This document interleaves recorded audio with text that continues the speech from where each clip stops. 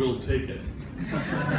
Now, I do debate this material, and this is part of the thesis of my doctorate that we'll be introducing tonight. But some of the material that we're introducing tonight is the first time it's ever been introduced. So you're going to be the first to hear it. And that's why we're going to film it, because this will go up on YouTube so that many people around the world who are waiting and watching to get this new material, they will get it. That's why we really wanted to do it here in Hong Kong.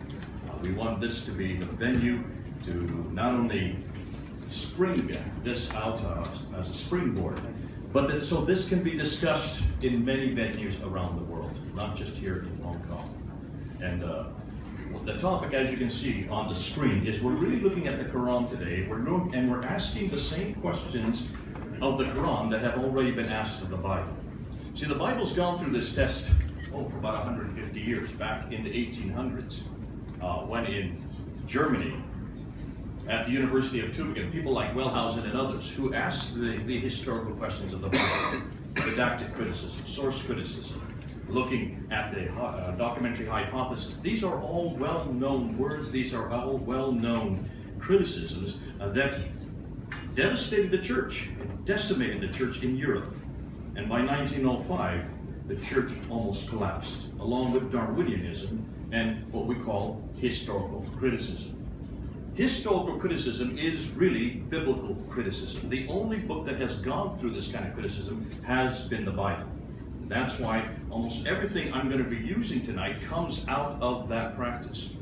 And that's my area of expertise. I am a historical critic.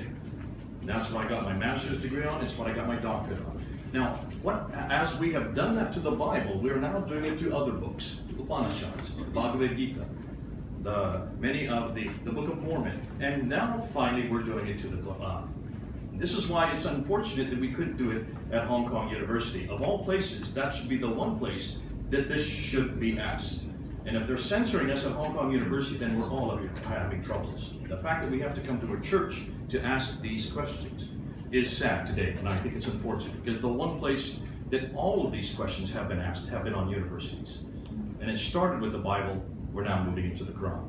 Now, let's go ahead and start unpacking it, and let's start going through it. When we look at the Bible and the Quran, the Christians don't make the same claims about the Bible that Muslims make about the Quran. For those of you who are taking notes, you can have this PowerPoint afterwards. I'll give it to you. Okay, this is free. We don't charge anything. So if any of you do want this PowerPoint, just come up to me afterwards. We'll slap it onto the computer here and you can take it home. So you don't wear out your hand, because there's about 163 slides. We're going to go through and I don't want you to get too tired. I'd rather you concentrate and then you can go and unpack it at your own time. So we don't make the claims about the Bible that Islam or Muslims have made about the Quran. Muslims will claim, first and foremost, that the Quran is eternal. When you look at the Quran, you have to look at Surah 85, Ayah 22. For those who don't know what I'm talking about, Surah means book, Ayah means verse. So book 85, verse 22, which says very clearly that this book comes from preserved tablets. Now, that may seem nebulous to most of us, but for the exegetes, for people like Al-Tabari, Zamakhshari, Suyuti, and others, when they're talking about preserved tablets, they're talking about eternal tablets. So this book is derived from eternal tablets that have always existed. Therefore, it is inimitable. It is above criticism. That it was sent down to a man named Muhammad over a 23-year period from 610 to 622. That's the other claim they make. Thirdly, that it was compiled completely during the time of Uthman, the third caliph, around 652 AD. So roughly 20 years after Muhammad's death, because he died in 632. And then fourthly, that it is unchanged, so that this book we have in our hands today is exactly the same book that has always existed from the time of Uthman in 652, from the time of Muhammad when he died in 632, and has always existed in heaven. That's the claim. Those are the four claims that Muslims make. Whether they are radical, whether they are nominal, whether they are liberal, they would all, well, maybe not the liberals, but certainly the nominals and the radicals. 99% of all Muslims would make those four claims. Would we make those four claims as Christians? No, we wouldn't. Our Bible is not eternal. We know it's not. Well, was it sent down? No, it was not sent down. It was written by men. We know the men who wrote it. We give the names to many of the characters who wrote it. Matthew wrote Matthew, Mark wrote Mark, Isaiah wrote Isaiah. We give the names to the men. We know it's written by men. It is inspired by God, yes, but not sent down via an angel Gabriel to a man, to 33 different men. No, we will not make that claim. Thirdly, we would claim that in its original form, yes, it was complete. Yes, we would. But we don't have the originals today. Fourthly, we would be very clear that yes, it has changed. We know about 40 verses that are in doubt. And we're very clear. If you look at my Bible here, you go to the last part of Matthew chapter 16, verse 19 to 22, it says very clearly, and there's a line on my Bible that informs the reader that these verses are not found in the earliest Greek manuscripts. And we're very honest about that. We're very transparent about it. Christians have always been transparent about that. If you go to John chapter 7, verse 53 to John 8:11, there's a line before that verse and a line after those group of verses that say very clearly in the Sinaiticus and the Alexandrinus and the Vaticanus, all of these manuscripts that are in London, that are in Rome, these manuscripts don't have those set of verses, those 9 verses. We're very clear about that. 1 John chapter 7, 1 John chapter 5, verse 7 and 8. Verse 7 has been taken out of most Bibles because it should not be there. It was added in England, of all places, your country, for the King James Version in about the 1500s. So we are very clear, we're very open, and we do not try to hide that. So we wouldn't make that fourth claim. Yes, it's been changed, but we know exactly where it's been changed. And the reason why is because we have so many thousands of manuscripts to refer to. We have 5,300 Greek manuscripts, 10,000 Latin Vulgates, 9,000 in other languages. That's roughly around 24,000 manuscripts that we can look at in order to know what our Bible is. And we've compared all of them together, and that's pretty much why we know exactly what belongs and what doesn't, what has been added or what has been accreted, what has been deleted. That has not yet been done to the Qur'an, except tonight. We're going to do that. We're going to ask and do the same work that has been done on the Bible, we're going to do of the Qur'an. So, therefore, we need only look at the 3 Muslim claims: eternal, sent down, and unchanged. We're going to look at those. In fact, we're going to do more of that. We're going to do, and my remit tonight is this. I don't have to prove whether the Bible or the Quran is the Word of God. I leave that up to you. That's for you to decide. I'm not here to try to impose that on you. You've got to make that decision, every one of you sitting in this room tonight, which truly is the Word of God. My sole purpose tonight is to prove that the Quran we have today, this book here, this is known as the Hafs manuscript. This is the Hafs copy. This is the 1924 Quran. That this book that I have in my hand today, all we have to ask is, we're going to prove today that this book does not come from Muhammad. It does not come from the 3rd Caliph Uthman. It was not compiled completely during the time of Uthman in 652. In fact, I'm going to prove today that this book didn't even exist in the 7th century. All right, listen to me. Muhammad died in 632. He started receiving revelations in 610, the early 7th century. I'm going to prove today that this book does not even exist in the 7th century in its complete form. And I'm going to prove today that this book was written not by God, does not come from God, does not come from Muhammad, but it comes from men, like you and me. Was intentionally changed throughout the last 1,300 years, and is basically only 93 years old. Let me repeat that. The Quran that we have in our hand today is only 93 years old. Created, finalized, canonized in 1924 at Al-Azhar University in Egypt. All right, let's go ahead and let's see how I'm going to do that. Now, let's ask what the Muslims say. This is what they say. This is from the Hadith of Mishkat al-Masabi, page 664. The Quran is the greatest wonder among the wonders of the world. This book is second to none in the world according to the unanimous decision of the learned men in points of diction, style, rhetoric, thoughts, and soundness of laws and regulations to shape the destinies of mankind. Now, that's quite a bit to say in one paragraph. They're making all kinds of claims to say that. In other words, it's superior to every other revelation is what they're saying.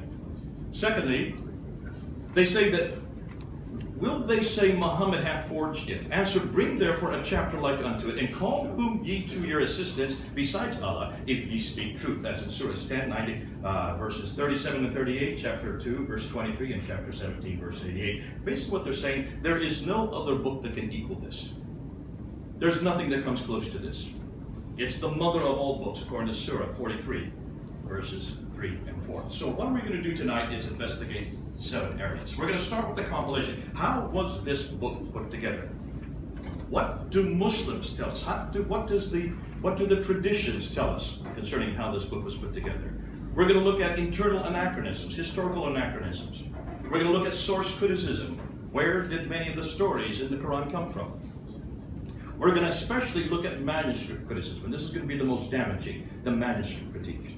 And we're going to look at ancient corrections. That will be equally damaging. This is new material that's just coming to the fore in the last 2 years. And then we're going to look at modern corrections. This is material that's just come to the fore in the last 12 months. And then we're going to end up with the Birmingham folio, the claim that that is the original Quran, the one that was found in Birmingham back in 2015. All right, now, problem number 1. Let's start with compilation. How did this book get put together? How was it compiled? To do that, we're going to look at why was it compiled, when was it compiled, who compiled it, where was it compiled, what was compiled, and how was it compiled. So we're going to try to get through each one of those. So let's move right on. What Muslims tell us, they say in order to understand how this book was compiled, we need to start and look and see what Al-Bukhari. Al-Bukhari is the most authoritative of the hadith writers. He's writing in the late 9th century. He died in 870, and this is what he says concerning how the Quran was compiled. You need to go to Al-Bukhari, volume 6, hadith number 509 and 510. Now, there you can see the Arabic on the right, and there's the translation on the left. Rather than go through the entire translation on the left, I've just summarized there on your screen. In 650, Uthman, that's the 3rd caliph. You have Abu Bakr, you have Umar, and then you have Uthman, who rules from 646 to around 661. To 656. Ali that takes over from 656 to 661. So he's the 3rd of the 4 rightly guided caliphs. And in 650, he did not have the entire corrected Quran text at hand. So, as Al-Bukhari admits, a large part of the Quran may be lost. This was the concern at the time of Uthman. For Uthman then orders 3 to help Zayd ibn Thabit. Who is Zayd ibn Thabit? He is the secretary of Muhammad. He is the one that wrote the first recension. He is the one that wrote down the first copy of the Quran, roughly around 632 to 634. And that's what we're talking about. To revise the Codic of Hafsa, daughter of Umar, and correct it where necessary, even recalling a verse, chapter 33, verse 23, which had been missing from the original text. The next hadith then goes on from there, 510. Uthman takes Hafsa's copy. So here we are. Let me just give the scenario. You have back there in 632 and 634, immediately after Muhammad's death, you have the Battle of Yamama. The Battle of Yamama, many of those who had memorized the Quran died in that battle. And so they, both Abu Bakr and Umar come together, and they're concerned, because if all of them died, then of course the Quran will be lost. It had not been written down at the time of Muhammad's death. Some of it had been written on stones, some of it had been written on bones, some of it had been written on leaves, stalks, but much of it had been memorized by the companions of the Prophet. But it was not in a codified form. It was not in a codex. It was not in a book like this at the time of Muhammad's death. So that's why Abu Bakr and Umar had Zayd ibn Thabit, the secretary of Muhammad, to then write down that first copy between 632 and 634. Are you following that? That copy was given to Hafsa, one of the wives of Muhammad. According to tradition, she put it under her bed and left it there for about 20 years. Now we move into 652, 20 years later. Uthman is now caliph, and at this time he is concerned because there are other copies of the Quran that are in existence. And so he has Zayd ibn Thabit take Hafsa's copy, bring it to the courts there, and there, at that point he has them to rewrite the Quran along with 3 friends, Alas, Zubair, and Ali. The 4 of them rewrite the Quran in the Qurayshi dialect. That's what it says in 510. If they disagreed, Uthman says, then make sure you write it in the Qurayshi dialect. So they write it. That's the final, that's then now becomes the canonical text. Are you following me so far? I see mostly say yeah, nodding. Okay. Once that Quran is finished, according to what we read here, Uthman then sends one copy of this Quran to all the provinces of that time. We know that there were 9 provinces.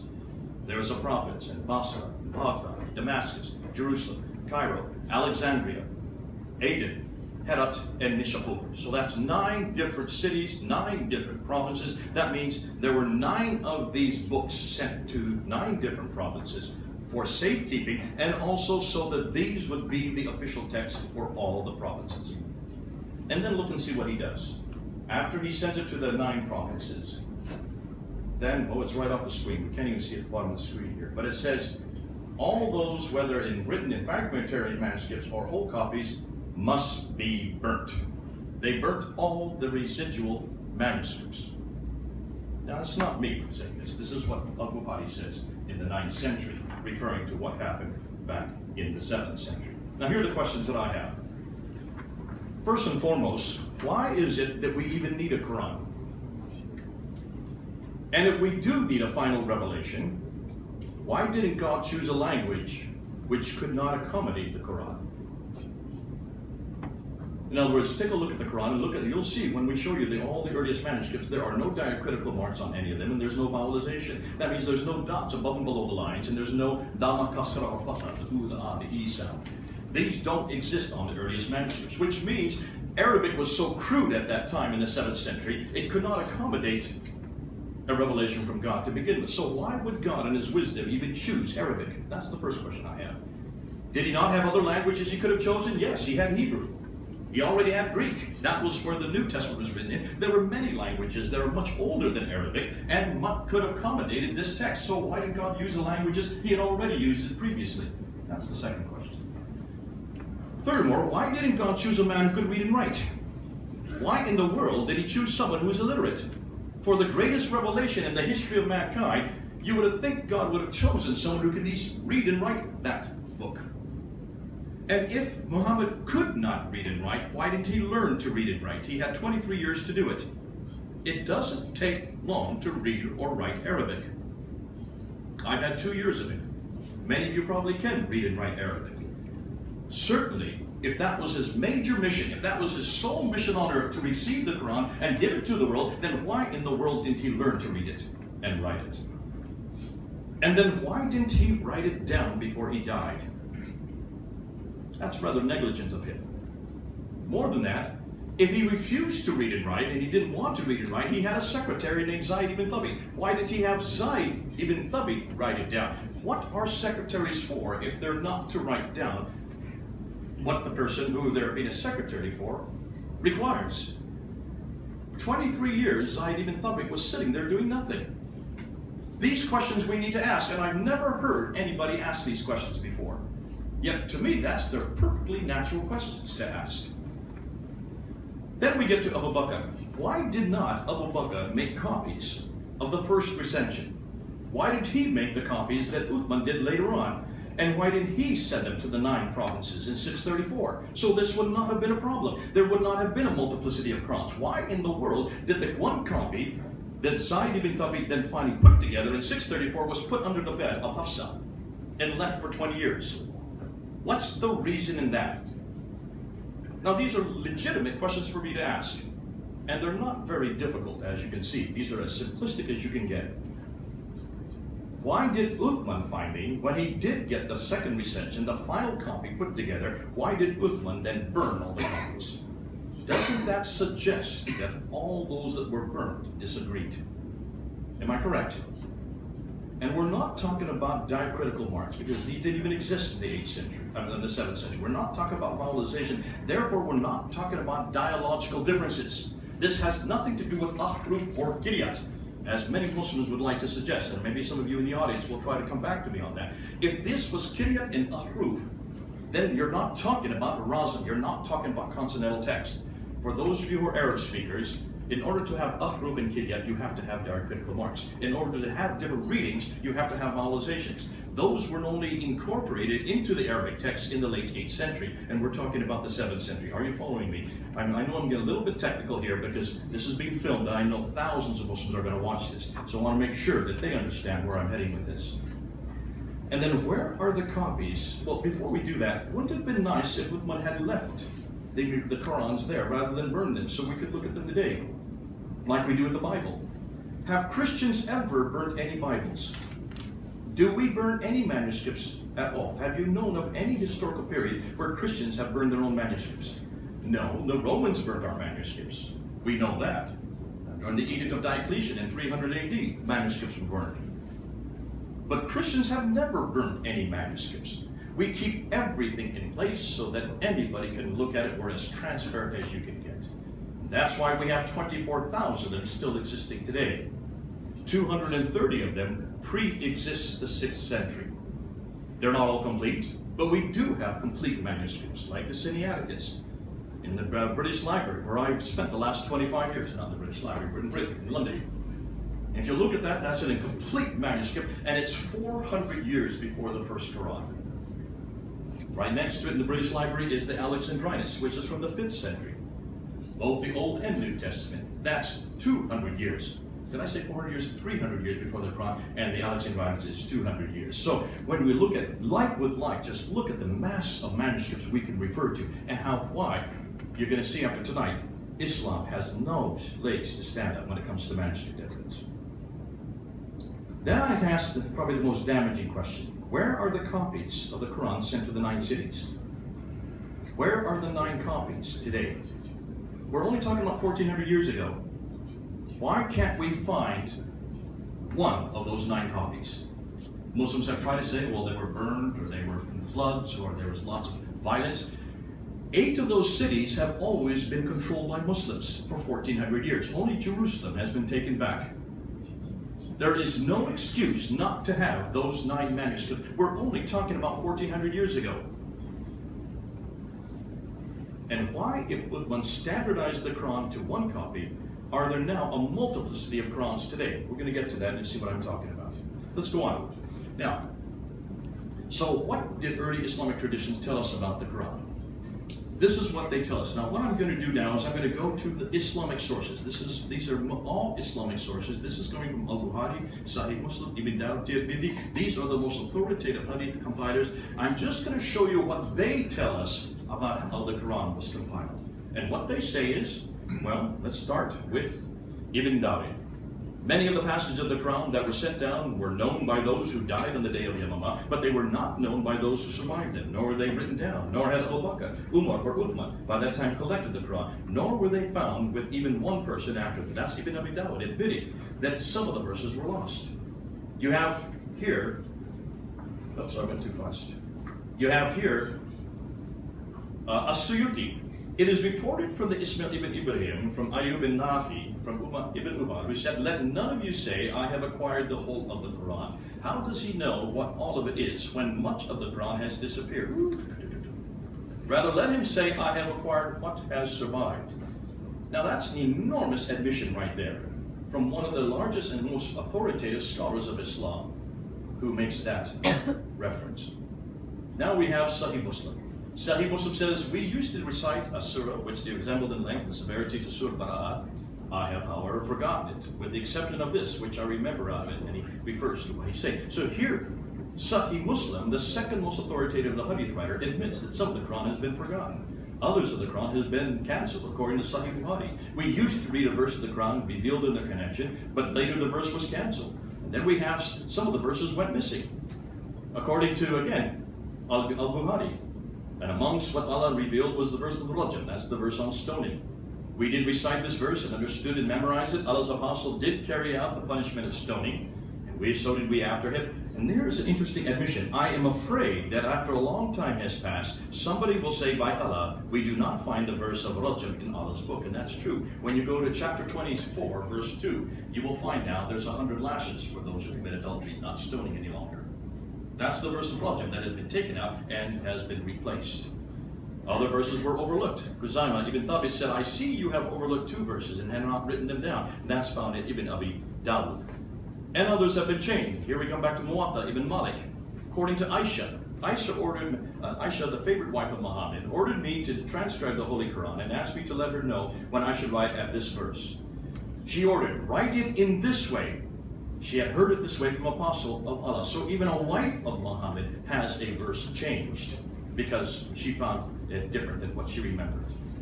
Altogether, Al-Hajjaj ibn Yusuf made 11 modifications in the reading of the Uthmanic text, according to, but it was altered to so-and-so, according to Ibn Abi Dawud. And then we have some verses were substituted, according to Sahih Bukhari again. We substitute something better or similar. And then finally, some verses were even eaten by a sheep. Verse of stoning and about breastfeeding an adult 10 times was revealed, and the paper was with me under my pillow. When the messenger of Allah died, we were preoccupied with his death, and a tame sheep came and ate it. Now, these are from Islamic traditions. I'm not making this up. All of these you can find. Every one of these you can go back and trace. So certainly what Muslims are saying today is not what the earliest Muslims said. Lost, disappeared, forgotten, canceled, missing, overheard, changed, modified, substituted, eaten by sheep. Does this sound like a book which was compiled perfectly and completely? Does this not imply intentional human intervention all through its compilation? And that's what I'm proving tonight. In its compilation, it looks like much of it has been manipulated by humans. And again, if you notice, I've been only using Islamic authority, Islamic text to prove my point. Now we get to the second problem, historical inaccuracies. The claim by Muslims is that the Quran is perfect, does not contain any errors, as the eternal word of God, that being such. It has no history, it has no intentional human interventions, thus historical criticism created for the Bible does not apply to the Quran. This is what my Muslims have told me for the last 35 years that I've been working in Islam. This is what I've heard over and over again. Historical criticism is not a problem for the Quran, it is only a problem for the Bible. Now let's take a look. When we look at the Quran, we find that it introduces a Samaritan way too early. In Surah chapter 20, verse 85 to 87, also 95 to 97, it says, but indeed we have tried your people after you departed, and the Samari has led them astray. So Moses returned to his people, angry and grieved. Moses said, and what is your case, O Samiri?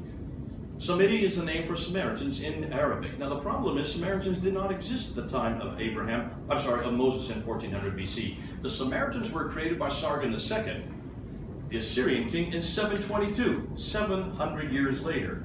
So here's a historical anachronism that is quite common in the Quran. When the Quran borrows stories, it puts the individuals in the wrong place. Now let's go back. We have here has a mosque too early in Surah 17, Ayah 1. Glorified is he who took a slave for a journey by night from the Al-Masjid Al-Haram in Mecca to Al-Masjid Al-Aqsa in Jerusalem. This is known as the Miraj. In 621, when Muhammad was woken up in the middle of the night, told to get on the back of the Buraq, the winged horse, and he flew on the winged horse up to Jerusalem. And there at the dome, where the Dome of the Rock is today, where the rock was at that time, which was known as the Al-Masjid Al-Aqsa, according to the Quran, he then flew up to the 7 heavens. Now the problem with that is there was no Al-Aqsa in Jerusalem at that time. That was not built until 710 AD. This is 621 AD. If they want to say it's the Dome of the Rock, that was built in 691 AD. Can you see the problem? That's 70 years later. You cannot have a mosque in Jerusalem that early. There were no Muslims in Jerusalem that early. There was no mosque that early in Jerusalem. If you want to call it the temple was destroyed in 70 AD, so there was no temple there either. So where is this Masjid Al-Aqsa in Surah 17, Ayah 1? In Surah 34, Ayah 10 to 11, it says, and we certainly gave David, we made pliable for him iron, make full coats of mail and calculate precisely the links, assuming that there was chainmail at the time of David, who lived in 1000 BC. Coats of chainmail were not invented till 200 BC, a full 800 years later. You cannot have it that early. The Quran assumes crucifixion much too early. In chapter 7, verse 120 to 124, you have Pharaoh saying to the sorcerers who were trying to keep up with Moses. Moses was doing all these different signs, these different plagues. And so the sorcerers were trying to keep up with them, and they could not. And so Pharaoh takes the sorcerers and crucifies them. Well, we know that Moses was living in 1400 BC. In Surah 12, Ayah 41, the Pharaoh of that time takes the baker who is in prison with Joseph, takes him out of prison and crucifies him. Now we know that Joseph lived in 1800 BC. Here's the problem. There was no crucifixion that early. Crucifixion was invented in 500 BC. Do you see the difficulty? That's over 1,000 or 1,300 years later. And so the Quran makes these kind of historical anachronisms over and over again, which suggests to me that if you're going to get it right, at least get it right with the crucifixion of Jesus. But then it denies the crucifixion of Jesus. In chapter 4, 157, and they did not kill him, nor did they crucify him, but another was made to resemble him to them. And indeed, those who differ over it are in doubt about it. They have no knowledge of it except the following of assumption, and they did not kill him. Now, we do know that historically, almost every historian of the 1st and 2nd century agreed that that was Jesus on the cross. Thales, a Greek historian, was debating Phlegon in 52 AD. That's within 20 years of Christ's death. They were having a debate about the death of Jesus Christ. They mentioned that with the day that Jesus died, the earth shook and the sun went dark, supporting exactly what we see in the Matthew account. So there you have Greek historians that agree with the crucifixion. Lucian was a Greek satirist who in the 2nd century talks about the crucifixion of Christ. Bar Serapian's letter to the pagan in 73 AD refers specifically to the death of Jesus Christ. Josephus was a Jew. He was a Jewish historian, right between 37 AD and 90 AD. In the late 1st century, he not only talks about the death of Jesus Christ, he mentions curiously that the Christians believe that he rose again. It's the only non-Christian reference we have to the resurrection. And then you have Tacitus. Tacitus hated Christians, had nothing good to say about Christians.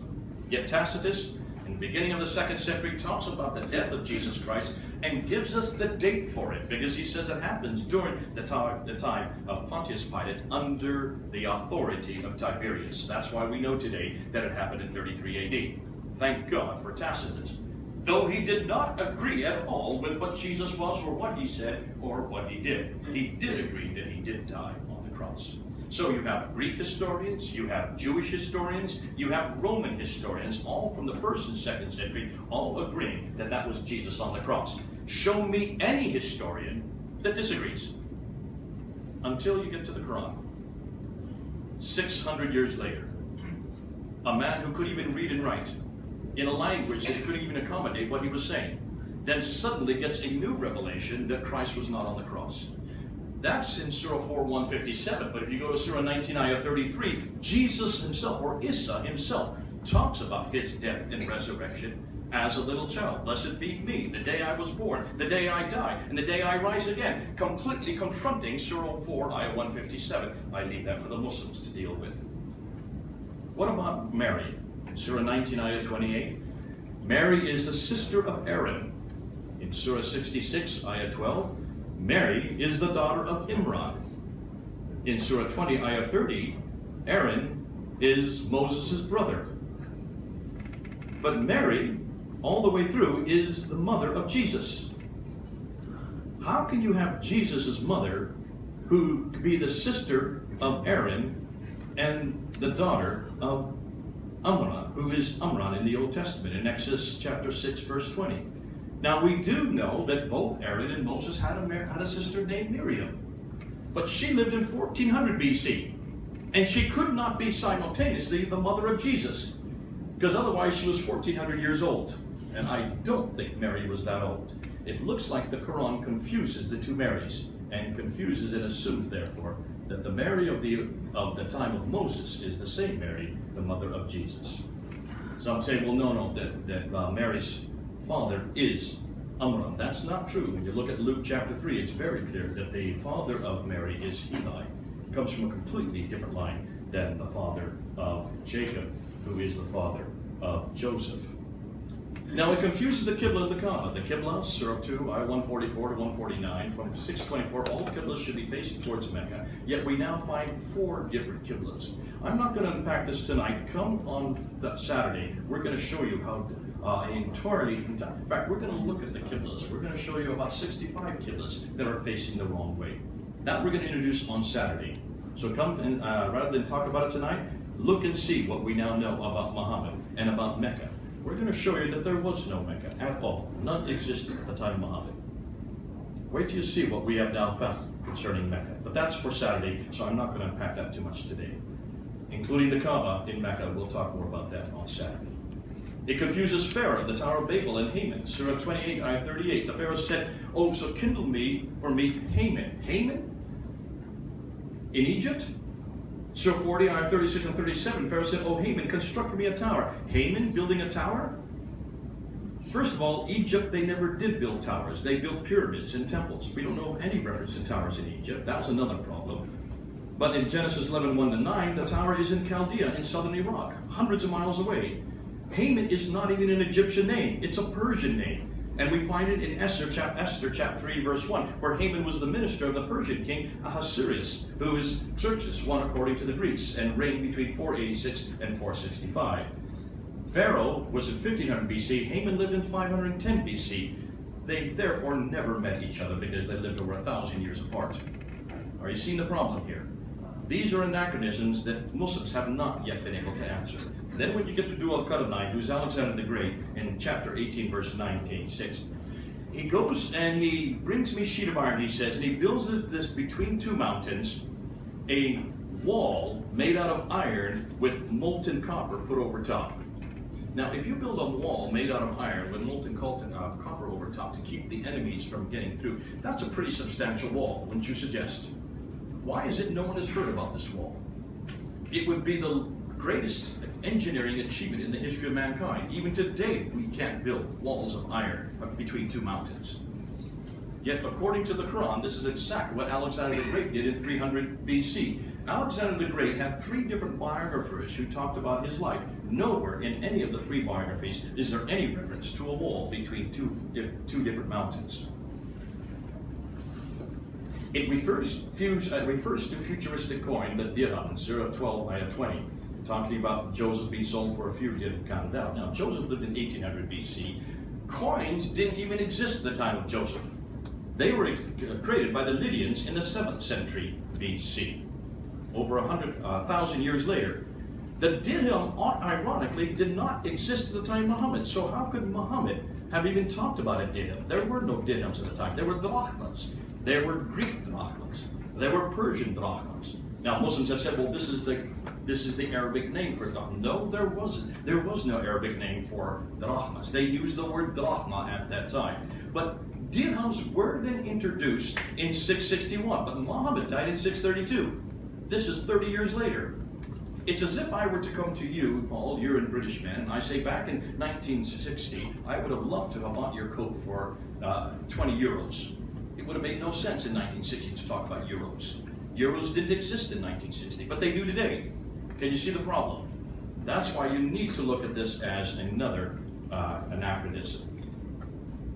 Interestingly, the Bible gets it completely correct. In chapter 37 of Genesis, it says that Joseph was sold for 20 shekels. Shekels is the right denomination. It is a weighted measure. It is 0.2% of kilos of a silver, proving that not only is the Bible correct, but it also, we know from the Nuzi tablets and the Mari tablets, that the price of a slave in 1800 BC was exactly 20 shekels. The Bible gets the right denomination, gets the right price of the slave, the right man at the right place, doing the right thing at the right time. And we don't even ask the Bible to do that. It just turns out the Bible is correct, but then I'm not surprised. Conclusion.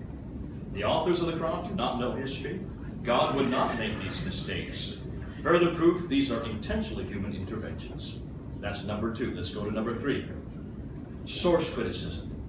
Now, what source problems existed? According to Muslims, this is what they claim. The Quran is the eternal word of God. Its source comes from eternal tablets, preserved in heaven, chapter 85, verse 22. It was revealed to correct the errors of previous revelations. It is unfettered by human intervention. In other words, it does not come from man. I hope that the other Muslims don't walk out. We need the Muslims to stay. They need to listen to this. I just saw a Muslim walk out. We do need the Muslims to stay because I want them to react to what I'm saying tonight, okay? It's important that you do. So what are the source problems? When you take a look at the Quran, you will find that there are many stories in the Quran that talk about biblical characters. What's interesting is when you look at the biblical characters, and you look at the stories that are there, they are not the same stories that we have in the Bible. And this has always been a curiosity for those of us who are Christians and Jews. Why is it they don't have the same stories? We now know the reason.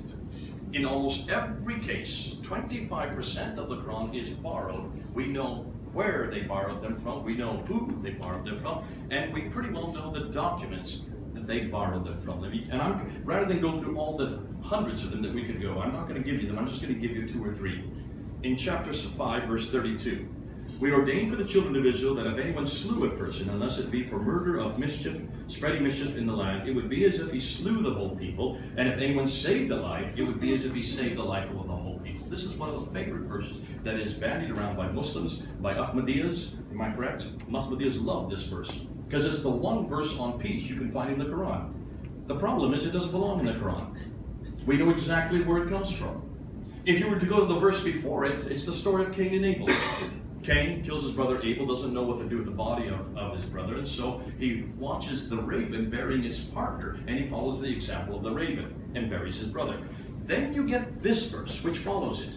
O children of Israel, which means it has nothing to do with Muslims. This is for Jews. He who takes the blood of one is if he takes the blood of all, but he who saves the blood of one is if he saves the blood of all. This is a redemption analysis on the blood of Abel. And it was written, first of all, the story of Cain and Abel we have found in the Targum of Jonathan ben Uzziah, which is a 2nd century apocryphal account.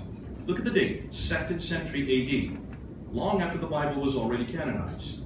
So it was written by Jews about the blood of Abel. It wasn't until the 5th century AD that a scribe who was copying over the Targum of Jonathan ben Uzziah wrote in the margin in his own pen, he who takes the blood of one is if he takes the blood of all. He who saves the blood of one is if he saves the blood of all. It was nothing more than a scribe basically editorializing about the blood of Abel. In the late 5th century, when the Bar Sanhedrin was written by the Jews, the story of Cain and Abel, along with the analysis of the blood of Abel, was then incorporated into the same story in chapter 4, verse 5. We know when it was written, we know who wrote it, we know why it was written. It has nothing to do with God. It has nothing to do with, really, with anybody other than those Jewish scribes that wrote it. And yet then it gets incorporated into the Quran, somewhere in the 7th or 8th or 9th century.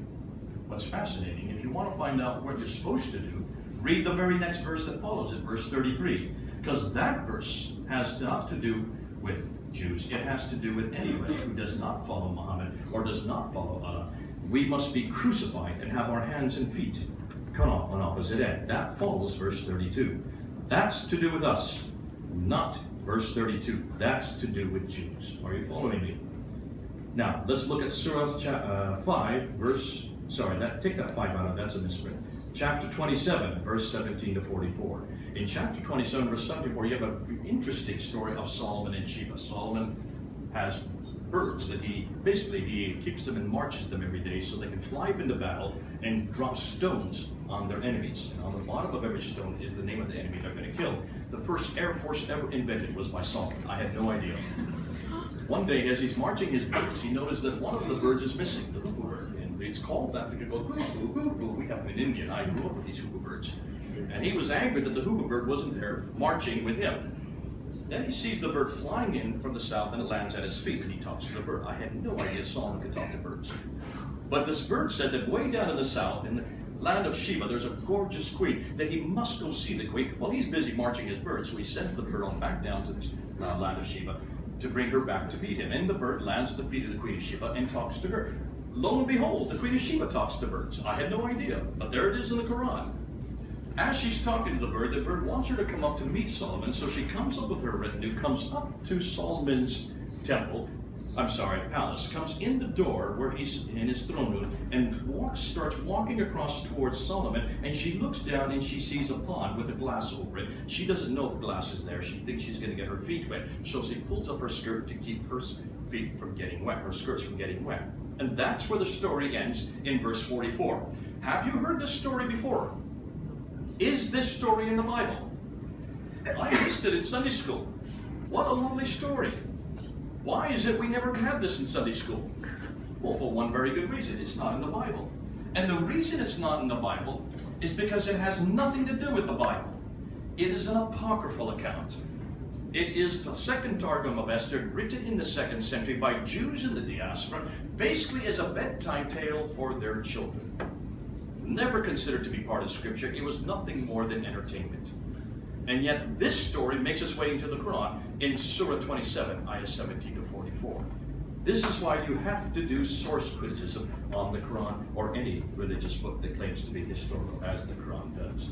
When you look at Surah 3, ayah 35 to 37, Mary, Imran, Jared, Zechariah, that comes from Proto-Evangelions, James the Lesser. That's a sectarian account written by Christians, not Christians, and I say Christians, Gnostic writers. This is Gnostic accounts, and yet it makes its way into the Qur'an. The story of Jesus creating birds out of clay in Surah 3, ayah 49, that comes from Thomas' Gospel of the Infancy of Jesus Christ, again a Gnostic account written in the 2nd century.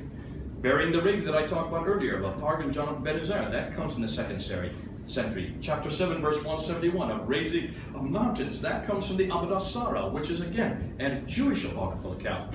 And then when Jesus talks as a baby and he tells his mother how to eat fruit from a tree, that is not in our Bible, because that comes from the first Gospel of the Infancy of Jesus Christ, another Gnostic writing. These are Gnostic writings. These are not Christian writings. They were always rejected by the Christians. They were never accepted. Interestingly, the Gnostics and many of these sectarian groups, which were heretical, were driven out of the Byzantine world, and they were sent down to Arabia. They were sent down primarily to places like Baghdad today, which was called Ctesiphon in the archaic days. It's no wonder then that the Arabs or the Persians who put the Quran together, as I'm going to say later on, they came across only these stories. So can you now understand why these stories are incorporated into the Quran and not the authoritative stories from the Bible? The reason why the stories from the Bible are not in the Quran is because the Bible was not translated into Arabic until the late 8th century. Are you hearing me? This book was not translated into Arabic until the late 8th century. Therefore, the Arabs never read the Bible. They never had access to these stories. They only had access to these sectarian accounts, these apocryphal accounts. And that's why 25% of the Quran is full of these accounts. Written in Syriac. If you look at the beautiful poetry, Muslims tell me all the time, one of the gorgeous things about the Quran is its poetry. How could a man who could not read or write put together such beautiful poetry? Two scholars, Dr. Gunther Luning and Dr. Luxemburg, two of them independent of each other, who are both Syriac scholars, upon reading this poetry, recognized that they'd read these before. Dr. Gunther Luning went back to find out where this poetry came from. And he noticed that almost every one of the poetry that you find in the Quran can be traced back to pre-Islamic Christian hymns written in Syriac in the 5th and 6th century. Strophe by strophe, exactly the same. Borrowed then from the Syriac, interposed into the Quran, and interposed into Arabic. And most of these stories do refer to Isa. But the name for Jesus in Syriac is Iesu. When you take the story of Jesus in Syriac and you interpose it into Arabic, it becomes Isa. This is not my Jesus, folks. That's why Isa is the wrong name for Jesus. It's not even an Arabic name. It's a Syriac name. They've got the wrong Jesus, they've got the wrong name, they've got the wrong man at the wrong place, doing the wrong thing at the wrong time. My Jesus did not make birds out of clay and blow on them as a baby. He did not tell Mary how to eat, and he did not speak from the cradle, like the Quran has full of. And my Jesus did die on the cross, and he rose again. What a Jesus we've got. The Quran's got it completely wrong, but then you can see why. It went to the wrong source. Once again, we are proving these are all written by finite man and not from God. That's all I'm proving tonight. Have you noticed? That's number 3. Let's go to number 4. Now we get into the real material. This is the most difficult for Muslims to deal with. This is why a lot of Muslims did not want to come tonight, because of this material. This is why they were putting, I don't know if you saw, they were putting out leaflets to stop people from coming to the meeting tonight. Because the manuscript material is by far the most devastating. This material I introduced in 2014. In 2014, I was given this material. We came across it in London, and I challenged Dr. Shabir Ali, considered to be the Muslim world's best debater, to a debate on it. We debated in September of 2014. He let me go first, which was his undoing. He should never have let me go first. If you want to watch the debate, you can go up on YouTube, put the great debate, Dr. Shabir Ali versus Jay Smith. That was before my doctorate. Go watch the debate. You only need to watch the first 50 minutes. All the damage was done in the first 50 minutes. So I'm going to share you tonight what I shared on that night. Now let's remind ourselves, what is it we're saying? Claims about the Quran. Muslims claim it is eternal. Muslims claim it was sent down. Muslims claim it was complete at the time of Uthman. And Muslims claim it is unchanged. All you need is ask those 4 questions to any Muslim at any time. Just need to remember those 4 words: eternal, sent down, complete, unchanged. Well, that's 5 words. Okay, so I don't know my math. But if you could just remember those 4 demands: eternal, sent down, complete, unchanged. My question is, prove it. Prove those 4. Which means I know you can't prove eternality, so I'm not going to ask you to prove eternality, any Muslim sitting here tonight. You can't prove sent down because we weren't there. All I'm asking any Muslim here tonight is, show me a complete manuscript of the Quran from the time of Uthman, that's the mid-7th century, which is complete and unchanged. That's all I'm asking. And that's what I asked Dr. Shabir Ali in 2014. And he still has not answered me. He cannot. No matter how good a debater he is, there is no way that any Muslim can answer those 3 questions. A complete Quran, written in the 7th century, that's unchanged. I'm not asking much. I'm not asking for 9 manuscripts, I'm asking for 1. Though 9 were made, where are those 9 manuscripts? Where is the manuscript that was sent to Baghdad, Basra, Baghdad, Damascus, Jerusalem, Cairo, Alexandria, Aden, Herat, and Nishabur? That's all I'm asking. If you could just give me 1 manuscript from those 9 cities that is complete and unchanged, I will be happy. All right? And for those who are watching this on YouTube, this is for all Muslims all over the world. Shabir Ali has not been able to do so. So I'm asking other Muslims to do so.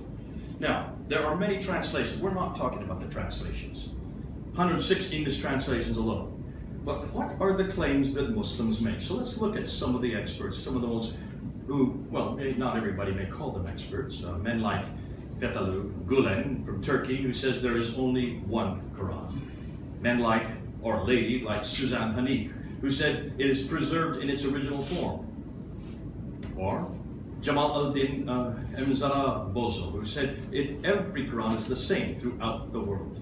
The famous translator for the Quran, Abdullah Yusuf Ali from Pakistan, says not a single letter has been changed. That's quite a statement to me. Not a single letter of the Quran has been changed. Zaid ibn Sultan al-Nahyan Foundation says not even a dot has been changed. Not even a dot has been changed. Maulvi Muhammad Ali from your area, he's one of your men, says not even a diacritical point has been changed. Not even a diacritical point has been changed. Al-Hajj A.D. Ajijola says not a jot or tittle. They have put the Quran so high, can you see the claims they're making? Yet there's not one Muslim that can support any of these claims, and we'll show you why. Now, my good friend Dr. Shabir Ali, I debated him 6 times, excuse me. The last time was in 2014. I doubt he's going to debate me again because of what happened in 2014. Over 500,000 people have watched that debate. We know tens of people, Muslims, who have given their life to Jesus Christ because of that one debate. It is a debate that's difficult to watch if you're a Muslim. But Dr. Shabir Ali, even at that debate, I gave these 2 quotes. When he was debating Tony Costa a number of years ago, he pointed out that we Muslims have the copy of the Quran dating for 790, that's 790 AD in the British Museum. That's called the Ma'il Codex, which is known as the MS-2165 Codex. Folks, that's 1,300 years ago, Shabir said. And we can compare that with what we're reading today, and we find them to be exactly identical. So before the debate, Shabir used to say this. The Ma'il Quran, the 2165 manuscript, is exactly the same as the Quran we have today. He goes on, the text of the Quran, because the text was known through memory work and through the written materials handed down right from the time of the Prophet Muhammad, as I said, Shabir goes on, the two copies that were made 1400 years ago, one which is in Tashkent, so he's talking about the Samarkand manuscript, which is in Tashkent, and he's talking about the Ma'il Quran, which is in London at the British Library. These are early copies from that time, and we find no difference from that copy to what we're reading today. So even the best debater in the Muslim world is willing to say that the Ma'il and the Samarkand are exactly the same as the Quran we have today. So let's look at these manuscripts. Now, for many years, for 35 years that I've been working in Islam, I could not look at these manuscripts. We did not have access to these manuscripts. Muslims do not give us access to their manuscripts.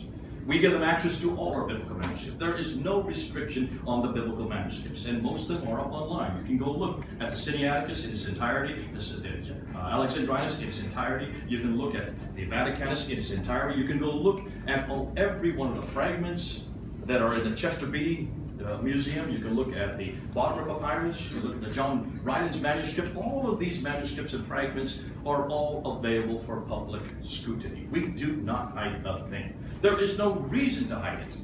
We have been completely transparent. That's why Muslims are able to confront us on it, because we give them everything to confront with. Why have Muslims not allowed us to look at these manuscripts?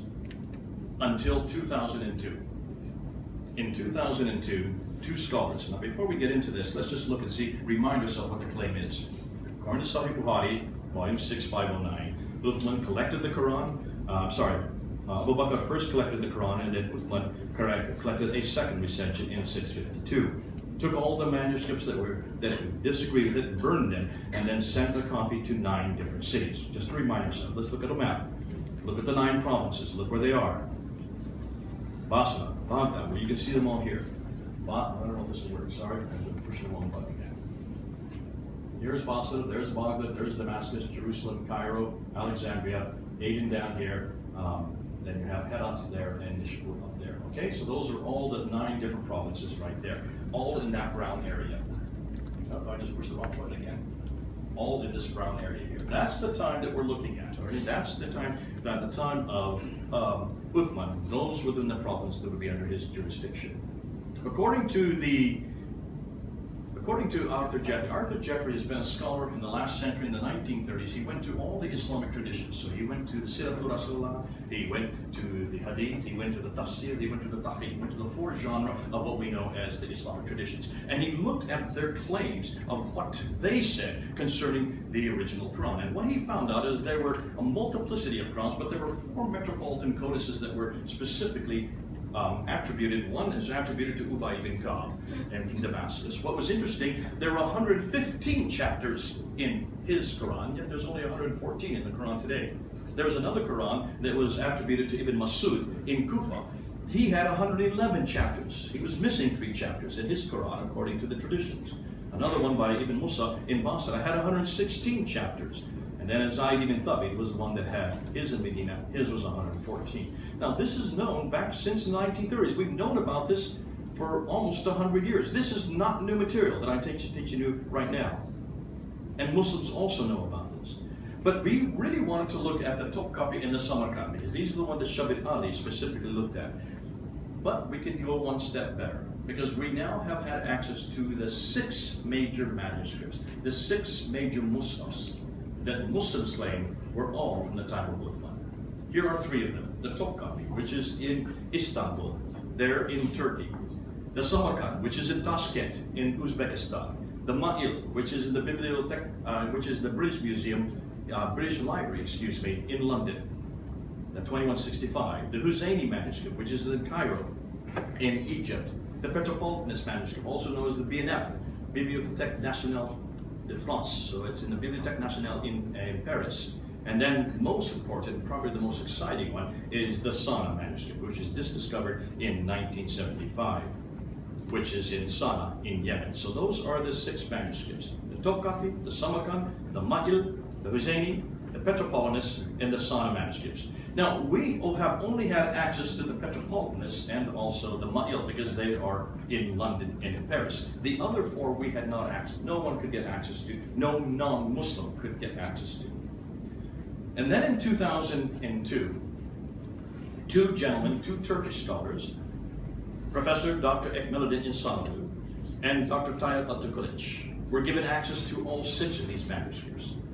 They were given it for 5 years, so from 2002 to 2007, they were able to look at all 5 of these manuscripts. They were the first ones to do so. They are considered to be the leading scholars in the Muslim world on Arabic script, on Arabic codices or codexes. This is a codex, a book. Especially Dr. Tayyip Atakılıç. They are the ones that had access, have always had access to the Topkapi, the most important, considered to be the most important by scholars today. What did they find? They came out with their finds in 2009. They finally was written, translated into English in 2013. That's why I was given access to their material, and that's why I challenged Shabit Ali to a debate. Because now we finally have access to these 6 manuscripts. These are the earliest manuscripts. These are supposedly complete manuscripts. But these are mushafs. These aren't just fragments, these are mushafs. What do they say? First and foremost, Ekmeluddin İnsanoglu said we have no Uthmanic mushafs. None of them are Uthmanic. Nor do we have any copies from those mushafs. These mushafs date from the later Umayyad period. That's from 661 up until 749. The later Umayyad period. That means the 8th century, not the 7th century. Dr. Tayyip Atakılıç, leading scholar of Quranic studies, ex-president of the Turkish Religious Affairs, deputy in the Turkish parliament, said there has been no serious scholarly work done on any of these manuscripts. These mushafs date from the early to mid-8th century. Let me repeat that. Early to mid-8th century. None of them are from the 7th century. They are not Uthmanic, nor even copies sent by him. Let's take a look at each one by one. The Topkapi manuscript, from early to mid-8th century. There are different pictures of it. We now have access to this. In fact, I have it in our library. We have it in our library now. You can now get the Musaf al-Sharif. It costs £400. It's very expensive, but you get the entire manuscript now. We now have access to every page of it.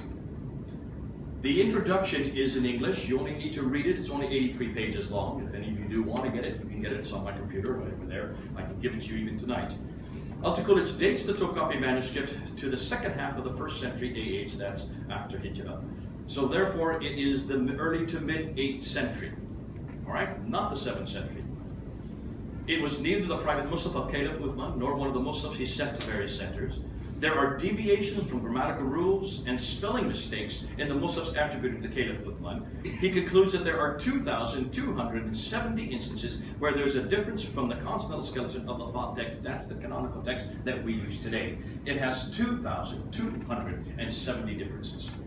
And yet it comes from the mid-8th century. That's about 100 years after Muhammad. Therefore, you cannot use it at all. It is not the Uthmanic text, and it comes from 75 to 100 years after Uthman. And yet it has 2,270 manuscript variants. There are difference after difference with the 1924 text, which is the canonical text we're using today, like in Surah 14, Ayah 38. Completely different when you look at the context. Surah 3, Ayah 158. I'm not going to go through all 2,270 because we'd be here all night. What about the Samarkand manuscript? This is the one that's probably the more famous. It's the one that was brought to London a few years ago to represent the greatest of all manuscripts for the Quran. It was brought to the British Library and I went to see it. And you can see it's a very large text. It's what we call a monumental text. It has been dated by both Atakılıç and İnsanoglu to the early to mid-8th century again. Now, what's fascinating, Atakılıç says it is not Uthmanic, as it dates from the mid-8th century, and the 6 reasons that he says are problems with it. It has undisciplined spelling, it has different writing styles, it has scribal mistakes, it has copyist mistakes, it was written by someone with little experience, with later additions, and it only goes up to Surah 43. There's 114 surahs in the Quran. It wasn't even complete. Now, even when you look at those 43 surahs, of what existed in it. Take a look at them and you will see there is only one complete surah amongst the 43. 24 of them are partial 18 have nothing in them. They're completely blank. So why haven't Muslims told us this? They've had this manuscript for 1,300 years. Why in 1,300 years did we have to wait until 2013 finally to find out how hopeless the Quran it is? In fact, Al-Taqullah says it's an embarrassment because of its terrible grammar that it uses. The differences between the book copy and the Samarkand you can see over and over again. These are just examples. If you want to study these more, those of you who want the PowerPoint, take a look and just see how different they are just between the two copies. So they don't even agree with each other. These are two manuscripts from the 8th century that don't even agree with each other, and neither of them are complete. The Model Quran that we have in London, we have known about. This 2165 Quran, it also only goes up to Surah 43. 53% of the Quran is missing. It is dated to the late 8th century or early 8th century. Now that one is full of manuscript variants. We've already known about that.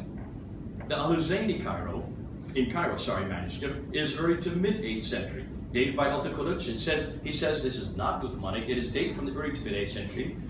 This copy is not one of the Muslims attributed to the Caliph Uthman. In fact, Franco de Roche, who is the European scholar, considered to be the world's authority on the earliest manuscripts, he dates this manuscript to the 9th century, not to the 8th century, because of the fact that it used a monumental form. That was borrowed from the Christian manuscripts in the late 8th century to the early 9th century. Note, if you look carefully, the coverings on the text. You see the coverings there. There's covering there. There's a covering there. There's a covering. We're going to talk about that. Over and over again, you see these coverings on this text. There's a covering there. They're covering words. They're covering up things. They don't want you to read part of the text. Then we get to the Paris Metropolitanist, which is also known as the Bibliothèque Nationale de France, from the Bibliothèque Nationale. This is the early 8th century. This is the one that has been worked over by Franco de Roche. Dr. Franco de Roche, he has authority over this manuscript. He has already said very clearly that there are corrections to the text. It disagrees with the Cairene Musaf in 93 places. The Cairene Musaf means the Musaf that we use today, the 1924. In 5 different copies who wrote it, had later modifications with erasers and additions. The largest section of this Petropolitanist manuscript is only concludes 26% of the Quran. Most of the Quran is missing. And yet Muslims have said it's complete. And that there's no difference between this manuscript and the Quran we have today. Why haven't they told us the truth? When you look at the Petropolitanist with the 1924, you will see a place, an area, verse after verse. We don't have time to go through all of them. And then we get to the Sana manuscript. And this is probably one of the most exciting ones because it's the most recent that was discovered. It is also the earliest dated of all the manuscripts. It is dated to the early 8th century. Because of the fact it didn't have any diacritical marks, nor did it have any vowelization, German scholars were flown down in 1981 to look at it. And they were given access, they took pictures of it, those pictures of them were confiscated by the Yemeni government. They were only released to them in 1997. I got to know Dr. Gerd Quinn, and I went to see him in Germany, and he let me take a picture of some of those folios. But what was interesting, when you look at it, you will see that parts of it also have these tapings. Look how tapings. Now, you might say, well, maybe there's something's damaged there. But when you look at the backside, you will find there's no damage whatsoever. These are intentional tapings. You can't probably see all this, but these are all the different folios within the Sana manuscript. And you can see only 22% of the Quran is in that folio. This one only has about 25% of the Quran. None of these are complete. This one only goes up 1 to 29 folios. Here 11 surahs are changeovers. You can see an enormous amount of manipulation of the text. Over 1,000 manuscript variants were counted by Gerd Quinn when I visited him. And when he let me take a picture of it, he said, take a look here. Here's Surah 19, and then it jumps to Surah 22 at that yellow mark. What happened to Surah 20 and 21? Well, suddenly Surah 20 appears on the opposite side of the page. But if you look carefully, you will see these are two completely different scripts. That is 705. This is the late 8th century. There's about 60 to 70 years between those two pages. Every time you see these orange marks, every one of those orange marks are what we call manuscript variants. That means words or phrases in this text that are not the same as the Quran we have in our hand today. And he said there were roughly around 1,000 at that time. Now, the differences in meaning are theological in some cases. But what's fascinating is that it has an undertext. See, when you use parchment or vellum, animal skins, many times in the old days, they would write and then they would wash it off and write over top. And that's called a palimpsest. That was quite common, especially if it was a manuscript that was not that important, if it was a school text and things like that. In this case, you could tell it was there was a lower text. You can see it visually because it's bled through over the years. And what they did is they put it under ultraviolet light and they were able to separate the text. Now, just a month ago, Asma Hilali has finally come out with the undertext. Here's the book. It's only a week old. I've only had it for 1 week. She has finally now exposed what is in this text. There are hundreds of differences between the lower text and the upper text. They are not the same text. You can see that there are so many differences. Now, what she has said, the lower text is probably 50 years older than the upper text. The upper text would be 705, which would put this around to the time of Uthman. It would be about the time of Uthman, the lower text. The problem is it disagrees with the upper text. It's not the same text. It jumps all over the place. Much is missing. That's just come out in the last month. Now what she says, and she didn't know what to do, so she calls it, she says, the lower text is nothing more than a student's notes. A student's notes. Isn't it interesting? This may prove to be the oldest Quran in existence. And yet it's nothing more than students' notes. So where is the original from which the notes were taken? Why is it only the notes have lasted for 1400 years and no original has been retained for 1400 years? Could there be a reason for that? Is it that this is not a student's notes, but this is a nascent Quran? The undertext is a nascent Quran from which other Qurans have been changed and manipulated later on. Because when you look at the two texts, you can see over and over again. They did this in Australia. I get this from Dr. Perny Powers. This is his material, showing how in Surah 9, Ayah 73, how the lower and the upper text change with each other. Here you have Surah 9, Ayah 76, where every time you see pig is the lower text, when you see the yellow and the green, it disagrees with the upper text. Here you can see Surah 9, Ayah 80, so we'll continue in Surah 9. The lower text is missing almost the entire verse, though it's there in the upper text. When was that added? Why was it added? Why wasn't it there in the earlier text, the lower text? When you look at the Sana manuscript, the upper text with the 1924, you can see over and over again, even the upper text doesn't agree with the Sana, the 1924 that we have today. There you can see it in Surah 2, Ayah 2201. There how the differences are. There you can see in Surah 63, Ayah 7. Because of time, I'm not going to look at the significance of what this, how this changes the theology of the verse. Significance of what we have found? None of the 6 earliest manuscripts are from the 7th century. None of them are complete. None of them agree completely with each other, and none of these 6 manuscripts agree completely with the 1924 canonical Hafs text that we have in our hand today. Thus, this again proves there has been intentional human interventions even within the 1st century. Now let's go then to corrections. And this may be the most devastating material. This is material that's come out of a doctoral thesis done by Dr. Dan Brubaker. Dr. Dan Brubaker did this as his thesis. He let me have access to his doctoral thesis in 2014. And I introduced this at the debate in 2014. The claims are the Quran is eternal, sent down from heaven, untouched by human hands, thus no corrections, no corruptions. So that the Quran we have now is exactly like that in heaven, sent to Muhammad and compiled by Uthman with no interference by man. Are you hearing this? Are you getting this? This is the same repeated claim I hear from every Muslim everywhere I go. Let's see if that's so. What Dr. Dan Brubaker has found is that there were insertions, erasures, overwritten, overwriting, taping, selective covering, overwritten. He therefore went to these 6 manuscripts, was given access by me to these 6 manuscripts, being a doctoral research student, and he filmed them. He took pictures of every page of the manuscripts. Then he went to 4 other manuscripts that are old, that are much more recent, not the older ones, but more recent, like St. Petersburg manuscript in St. Petersburg in Russia. And this is what he found. Looking at the 6 major manuscripts, he found 390 insertions. These are words that are inserted. See where it's inserted on the line? You see where it's inserted here? Here a word is inserted. And you see where the word's inserted here. These are insertions, 390 post-production additions to the text. These were done after the text was already finished. You can see where the insertion that Topkapi Musa in Surah 66, Ayah 8. Repent until you give by it sincerely, then changes to turn unto Allah in sincere repentance. That's quite a difference. Because one says to repent, the other says to go to Allah to repent. Allah's name is added later on. Can you see why this is hugely significant theologically? And this is from the Topkapi, the greatest of all manuscripts. Here's an insertion that he found on Surah 3, Ayah 47. You can see it's completely above the line. Here's an insertion on the Pretoponus text that's been squeezed in between two letters there.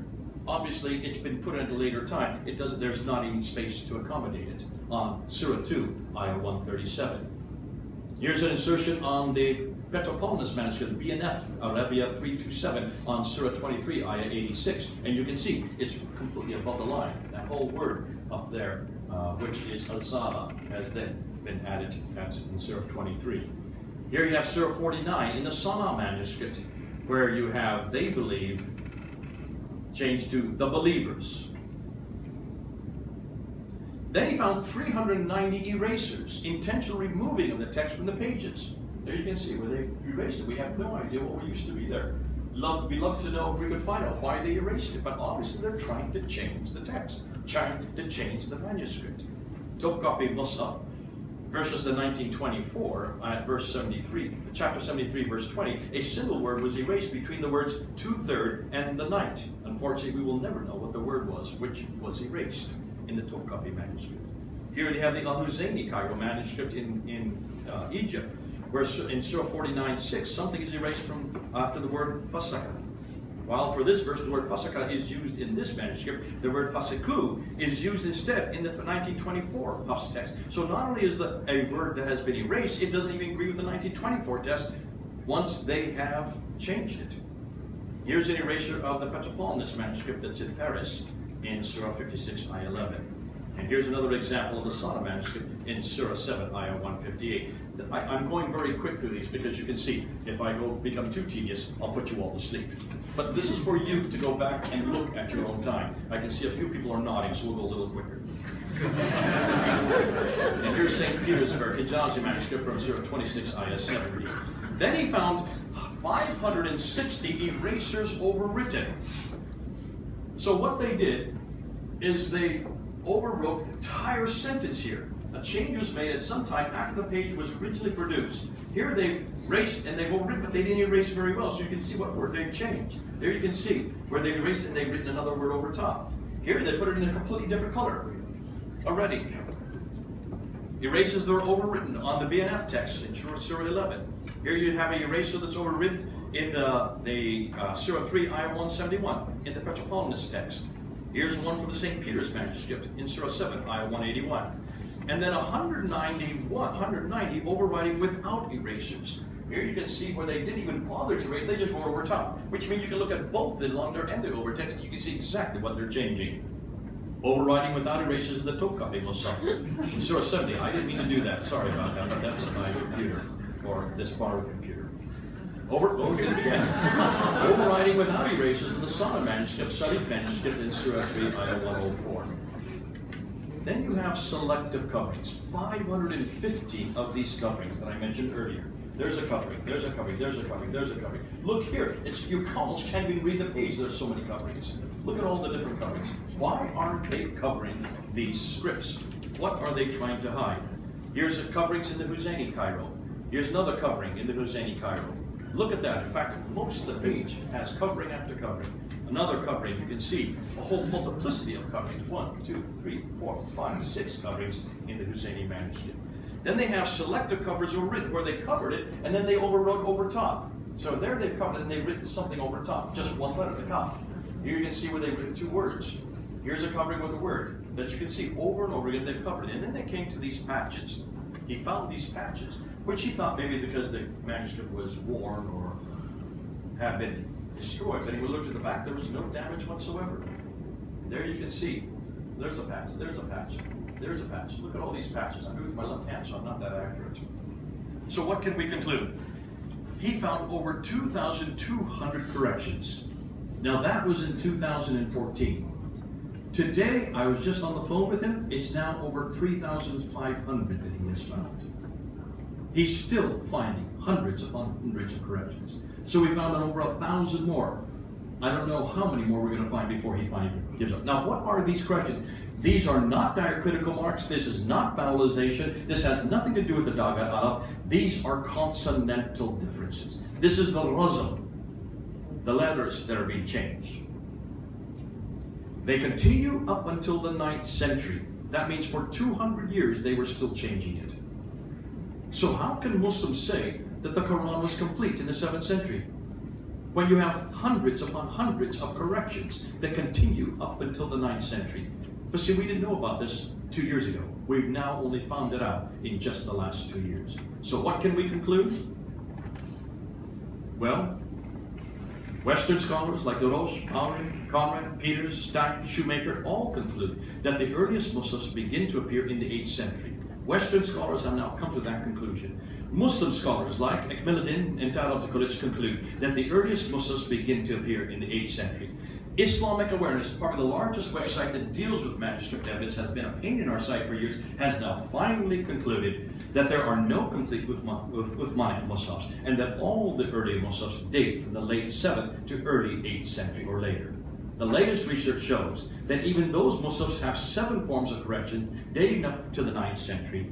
Therefore, I conclude, since Muslims cannot prove that there are any complete manuscripts in the time of Uthman, the Quran is not eternal, it was not sent down, it is not completed by 8650, it is not the same, it has been changed.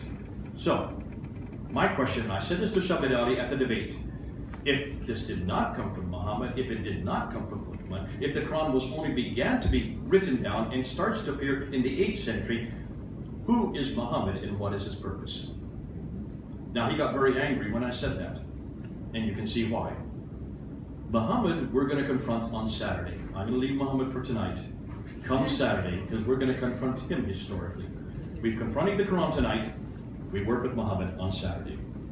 Significance? All of these manuscripts have changes to them. These changes are razm changes. That means they're consonantal changes, not simple diacritical marks or vowelizations. They continue to be changed for hundreds of years. There was an intentional standardization of the text. Thus, this again proves there has been intentional human intervention. Number 5, modern late corrections. This is the new material now. Are there differences in the modern Arabic Qurans? These are Qurans that you can buy today around the Arab-speaking world, okay? We're not talking about ancient Qurans anymore. Now we're looking at modern Qurans. Now, what do I mean by razm? When I talk about razm, in the Arabic language, there are 28 letters. Yet amongst them, when you look at the 28 letters, 7 are unique letters. 1, 2, 3, 4, 5, 6, 7. Okay? The Aleph, Ya, Waw, Ha, Nun, Mim, Lam, and Kaf. Those are the unique letters. That means they always remain the same. You cannot change them with dots above or below the line. 2 of them, these 2, 3 of them, you can, depending on when you still, if you put that little smiley face, you put 1 dot below it, it's a Ba. Another smiley face with 2 dots above it, it's a Ta. If you have 3 dots above it, it becomes a Tha. If you have 1 dot above it, it becomes a Na. If you have 2 dots below it, it becomes a Ya, Na, Ta, Tha, Ba. Yeah, it can be 5 different letters, depending on where you put the dots. Are you seeing why it's important that you have dots? The dots didn't exist in archaic manuscripts. There are no dots in any of these manuscripts we've looked at today. Have you noticed that?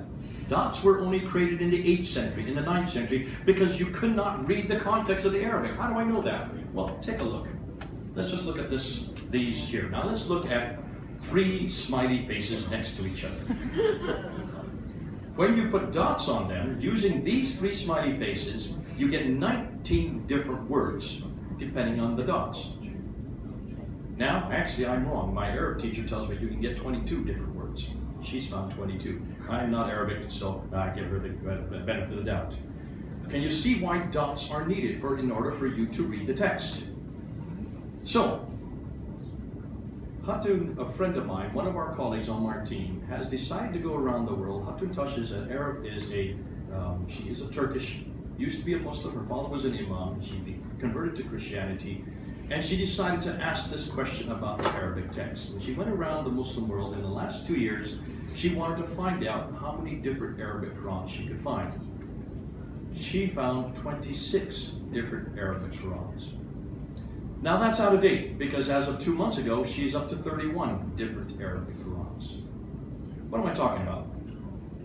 Well, here you have Al-Bazi. I'm just going to go through them really quickly. Here are all the 31 that she has now found. These are, every one of them is different. Not one of them is the same. These are not translations. These are all in Arabic. You can buy them in the Arab world today. These are all bought in different Arab marketplaces in Yemen, in Jordan, and in Morocco is where she went.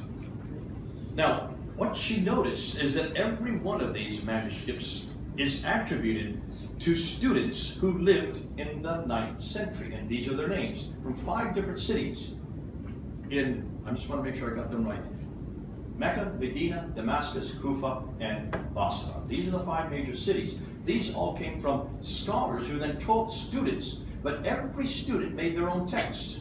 Here you have Al-Bazi. He has over 1,094 differences between his manuscript and the Quran we have today. Over here you have Warsh, which is a very famous one, popular one, that's in North Africa.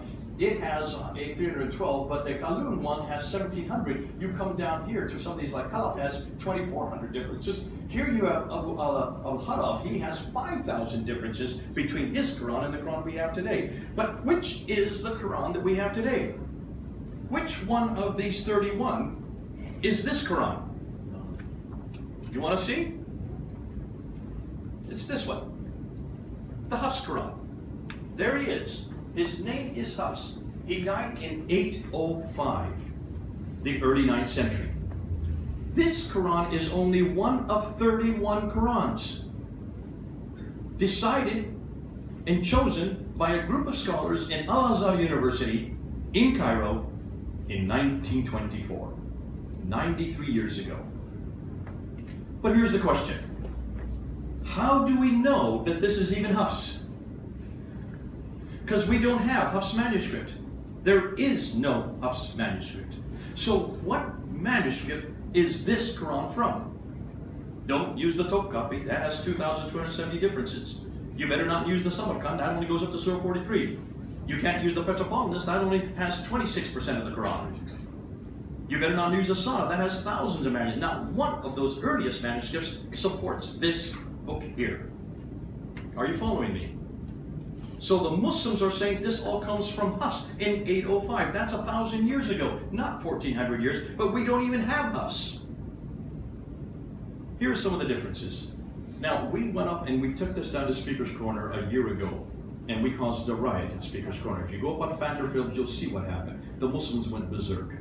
Last July, we went and did it again. We put up the 26 of them, and we almost didn't make it from the corner. They grabbed it, they tried to take it out of our hands. You can go look at the video. We almost didn't get away ourselves physically.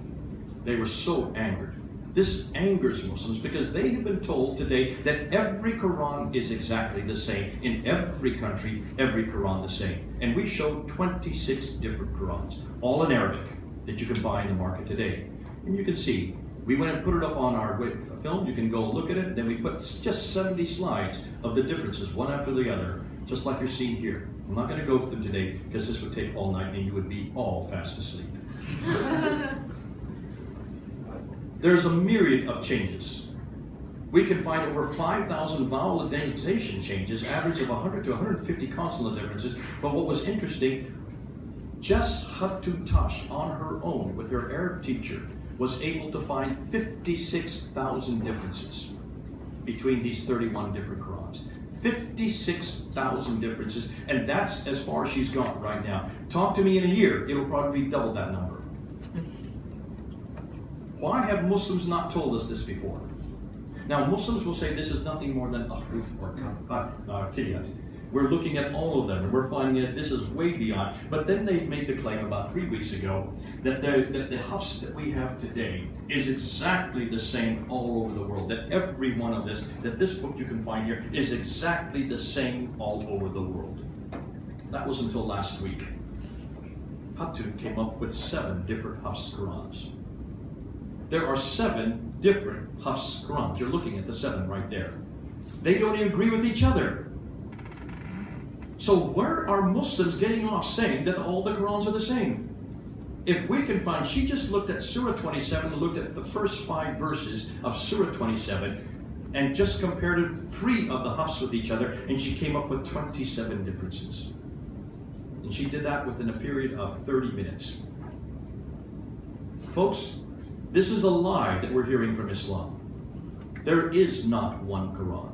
There are a multiplicity of Qurans. Even today, the Qurans in the marketplaces do not match. So why in the world do Muslims keep saying this? We find 31 different Arabic Qurans. All of them date back to the 9th century, yet only one of those 31 was chosen as the official canonical text in 1924, the Hafs text. Yet we have 7 different Hafs texts appearing today. Thus this again proves there has been intentional human intervention. So now let's end with the Birmingham Folios. Considered to be the greatest manuscripts, it is only 2 pages. That's all it is, 2 pages. It's not even a manuscript. When you look at it, you will see, there it is.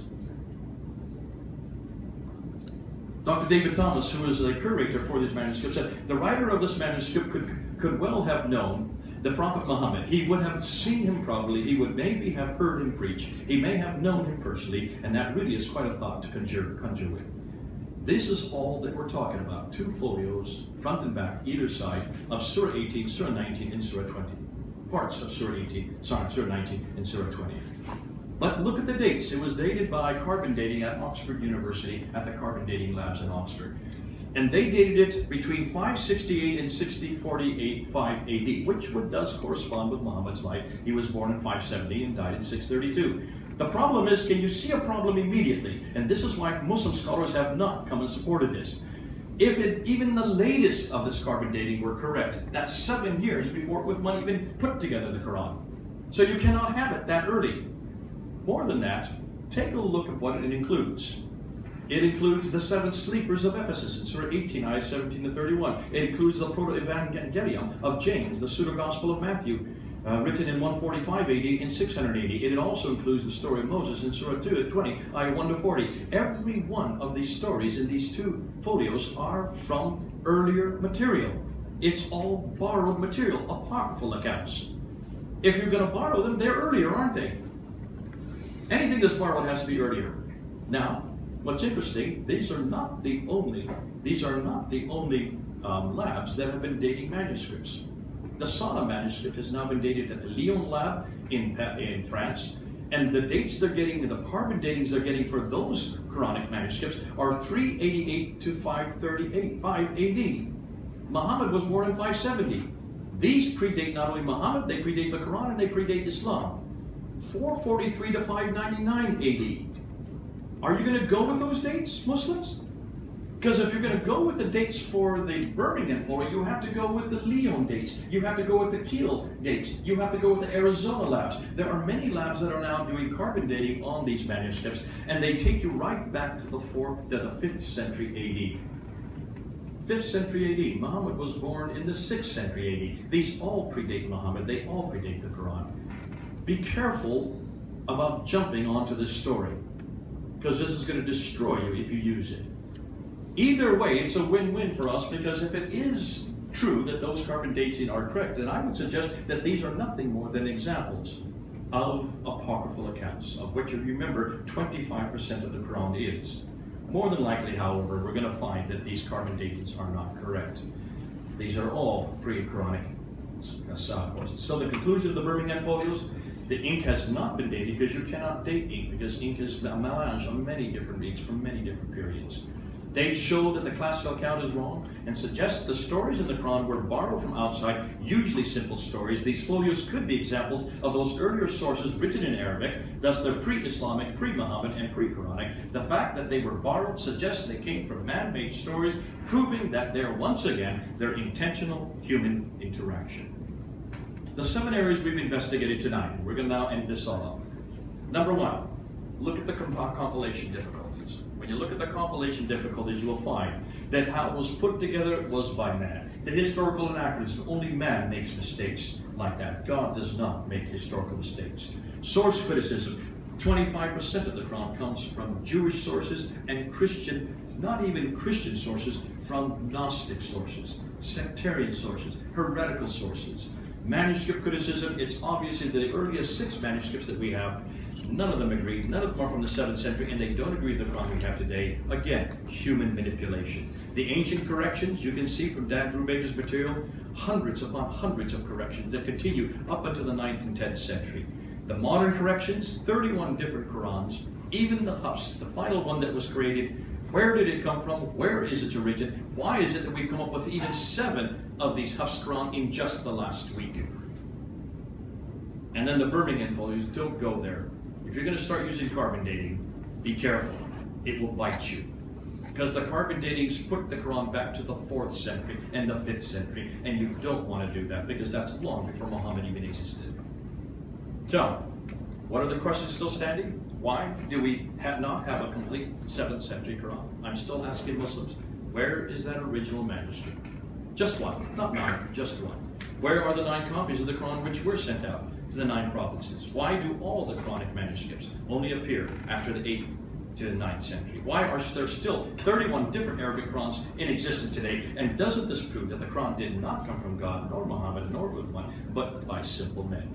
To summate what we've just done, religion set the stage, we move on. The questions they ask, we expand. We must confront Islam's foundations. We must challenge the Quran.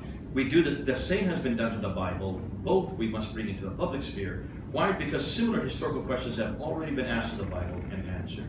Conclusion is, the Quran is not eternal, it was not sent out, was not complete by 650, it has been changed. It's nothing more than a book written and changed by man. But hold on a minute, hold on a minute. What about the Word of God? Who became flesh and dwelt among us? His name is Jesus Christ. See, we also have a Word of God. Yes, the Bible is the Word of God. But this is not the only Word of God that we have. We have another Word of God, much greater than this Bible, of which this Bible points to, who is the Word of God. His name is Jesus Christ, and he came to earth. Now let's ask these 4 questions of that Word of God. Is Jesus eternal? Any answer? Yes. Was Jesus sent down? Yes, he was. Is Jesus complete? Yes, he is. Is Jesus unchanged? Absolutely. The 4 things the Muslims need, we've already got. Muslims, come on home. We have what you're looking for, and his name is Jesus Christ. That's why, folks, when you want to ask these questions, if you're going to claim the claims you make about this book, be able to source what you claim. Make sure you can support what you claim. You can no longer make suppositions like Shabin Ali has been doing for years and years. You can no longer say this book is eternal. Don't even say that. Don't even go there. You can no longer say that book was sent down to a man named Muhammad. We don't even know who Muhammad is. Wait till Saturday, you'll see why I say that. Don't say that this book was complete. It was not complete. And never say it's not been changed. It has change after change after change, all the way up until 1924, which means it is only 93 years old. Prince Philip in England is older than your Quran. I said this at the debate in 2014, and I repeat it again. Prince Philip is older than your Quran. Now, Jesus, however, is much older than Prince Philip. And I thank God that I can come back to Jesus Christ as the Word of God. We don't have these problems with the Bible. Yes, we admit that there are many manuscripts. We know that there are manuscript variants, and that's why we know exactly where they are, and we let the whole world know. We're as transparent as you get, because we know the Bible was written by men, inspired by God, written by men about one man, and his name is Jesus Christ. And I offer him to you tonight. What a God, what a man, what a Word of God. Eternal, sent down, complete, and unchanged. We've gone way over time, sorry about that, but are there any questions you may have? Especially from the Muslims who are here. Are there Muslims, let me ask you, are there any questions that you can throw at me from what you heard tonight? There's way too many. There's way too many. Okay, go ahead and get started. No, I mean, I can't even begin. There's just so much that I honestly have lost count of the flaws that were in your arguments at various points. Trying just what? No, everything until the part where you went to the manuscript. Yeah. That was mostly incorrect history or incorrect interpretation of history, or things after that I can't comment because I don't know, and most of your appeals to authority are either the Bible or your friends like Hatun, so I don't know if I can count on their thesis or whatever. Okay, let's stick with the manuscript since you did bring this up. What is your problem with the manuscript evidence that we did? No, I have no comment on that because I really don't know about it. Is it persuasive? If it's all true, maybe. This is all going on to the internet, so anybody is able to confront me on it. These manuscripts are now open for the world to see. This is the first time that I can say that in 35 years, that all of these manuscripts now are transparent. What are you as a Muslim going to do when you realize that these manuscripts don't agree? Well, I wouldn't take your word for it. I'll acquire the manuscript myself. Go ahead. Please do. I encourage you to do that. And that's when I can make a value judgment here. I mean, that your word is not enough because it's not convincing enough because you mostly have the appeals to your authorities, which What's your name? I don't know Shabir Ali, to be honest. I know a lot of What's your other name? Fawzi. Listen, Fawzi, it's great that you're making these claims. I would suggest, now that you have seen or heard what you've heard tonight, go to get this PowerPoint, go and look it up, find out and look at these variants, and then ask your imam or anybody in authority. I'm not expecting you to be a man of authority, because you want to go to those who aren't authority. Yeah. Go and ask them what they're doing with these variants. Ask Shabir Ali, considered to be the world's leading authority for debating on manuscripts. Ask him what he's doing. Do you know what he's doing? I don't know. He says, I don't have to worry about them. I only care about the 1924 manuscript. What an admission. Admitting that the only manuscript that he will look at to find his miracle of the number 19, he still talks about the miracle of the 19. He will only go to the 1924 manuscript. He doesn't want to be bothered by the earlier manuscripts. To me, that's a huge admission. And I hope that Muslims are aware that no longer can publicly they say that the Quran has never been changed. No longer can they say that the Quran is the same today as its origins. No longer can they say that there is only one Quran in the world today. There are a multiplicity of Qurans. Well, my only comment would be that obviously, even if it's any religion at all, be it Christianity, be it Islam, at no point can you say we can prove anything. At some point, you have to take something on your faith. That's why we call it religion, not science. Well, that's a cop-out, sir. That's a real cop-out. We can prove whether the Bible has manuscript evidence. We can prove these historical claims. See, every scripture makes historical claims, does it not? Not just the Quran or the Bible, the Bhagavad Gita, the Upanishads, the Book of Mormon. Anytime it makes a historical claim, we have a responsibility to check out that claim. Yeah, but like I can give one example, like the thing that you talked about carbon dating, right? You presented all of these ranges for each one of those universities or institutes, right? And then the earliest part of that, it was always a range, it was not an exact number that this is the year it came out. It was from this year to this year. Right. And as you might also notice that the last range of that thing, each one of those institutes was in the time of the Prophet or after him. Only the earlier date was something that preceded the Prophet. So these are several examples about how things you can't confirm ever. No matter how... All I'm saying is be careful with that, because not only are you going to be stung by it, because then if you're going to accept that carbon dating from the Oxford lab, you're going to have to accept the carbon dating from the Kiel lab, from the Lyon lab, from the Arizona lab. Interestingly, who are coming with dates that go back to 443 AD. Do you really want to accept that for the Quran? That's what I'm saying. They are going back. That's one part of the range, right? It's from this date to this date. 443 to 599. Then you have... Was there even any Quran at 599? Then you have very good reason to deny the plausibility of that institute. I'm sorry? Then you have very good reason to deny the plausibility of that very institute. Is it even doing its job right? I see. So you only accept what fits your paradigm. You only accept those discoveries. Be careful, because you see how ridiculous that sounds to us listening to you. That's what you're doing. Please don't arm me with the facts. My mind's already made up, is what you're saying. Don't do that in front of all of us. Please don't. Okay? Well, seeing as that's why I think it's very important that Muslims start to accept what the scientists are finding. It wasn't only one laboratory. You listed about 10. There are 5 laboratories that are now looking and doing carbon dating. Now, my personal view, I'll tell you, I don't think the carbon dating is exact. Let me tell you why. Look and see what they've done with the Dead Sea Scrolls. There are hundreds of years difference depending on which part of the Dead Sea Scrolls you're looking at. That's why if you even look at carbon dating, the whole deterioration of carbon has only been measured in 2 areas of the world, in California and in Japan. So these manuscripts don't even come from that part of the world. So the carbon depletion is not the same in the Middle East as it is in California and Japan. So I would suggest all of these are inexact. So I would agree with you on that. But please don't say it fits within the prophet's life, because this one fits within your prophet's life. You can't just accept one finding and not accept all the other findings. That's all I'm saying. Be careful, because you're going to look ridiculous in public. No, my point is that if all of them seem to be fitting in his lifetime and one of them does not fit, then that's a good reason to say that this one might be wrong. Did you notice that none of them fit in the prophet's life?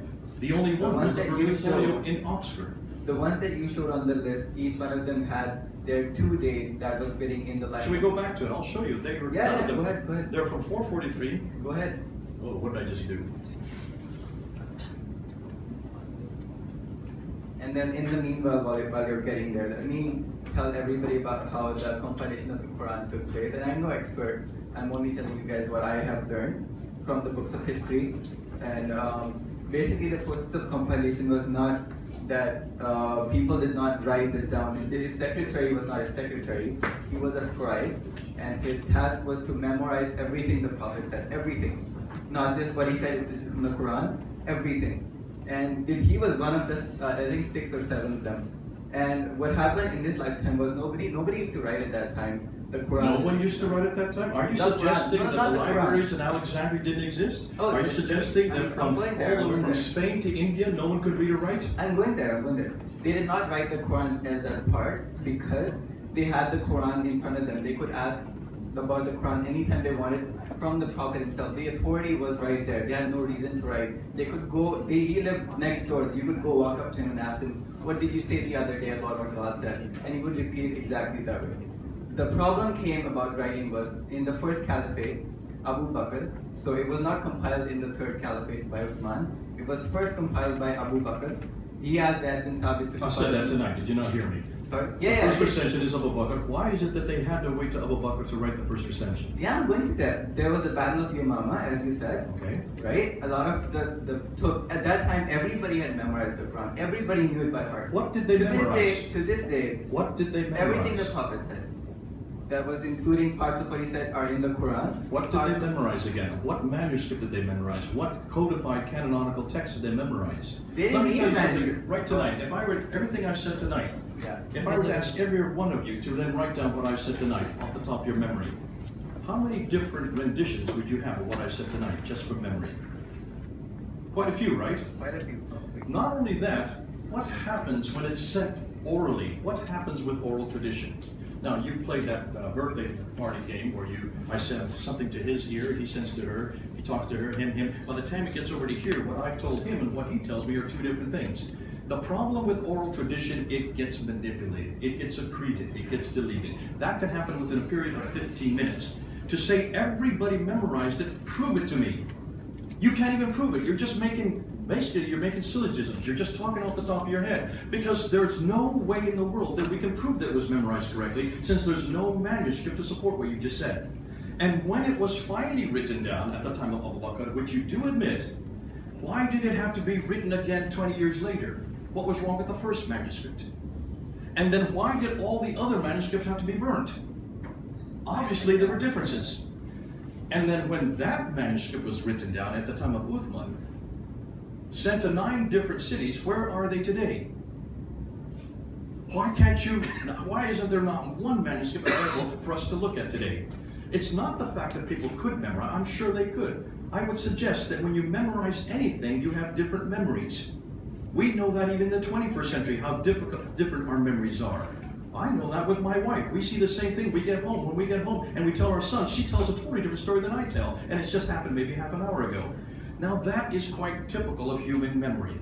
So don't tell me everybody memorized it perfectly. 114 surahs, everybody memorized it perfectly. That's easy to say, but you can have no proof for that, especially when we do know that according to the traditions, it was written down in 632. Why was there a need to write it down, unless of course, there was differences in memory? I can answer that. Okay. My name is Tariq Said. I belong to MDA community and working here as an imam. I want to tell you that you belong to Christian community and you have your faith and you want to prove Christian beliefs. If you listen a Muslim scholar, he will prove that Injil is not good, is changeable, is not God's word, and they have their allegations for Christianity. So this is a debate. We cannot satisfy one to each other. We should express our thinking that how you discuss. So if you listen only your own speaker, then you are one-sided. So we should listen our opponent how they explain. Today you have this discussion that there is a historical problem with Qur'an. There is also historical problems with Injil, with the New Testament.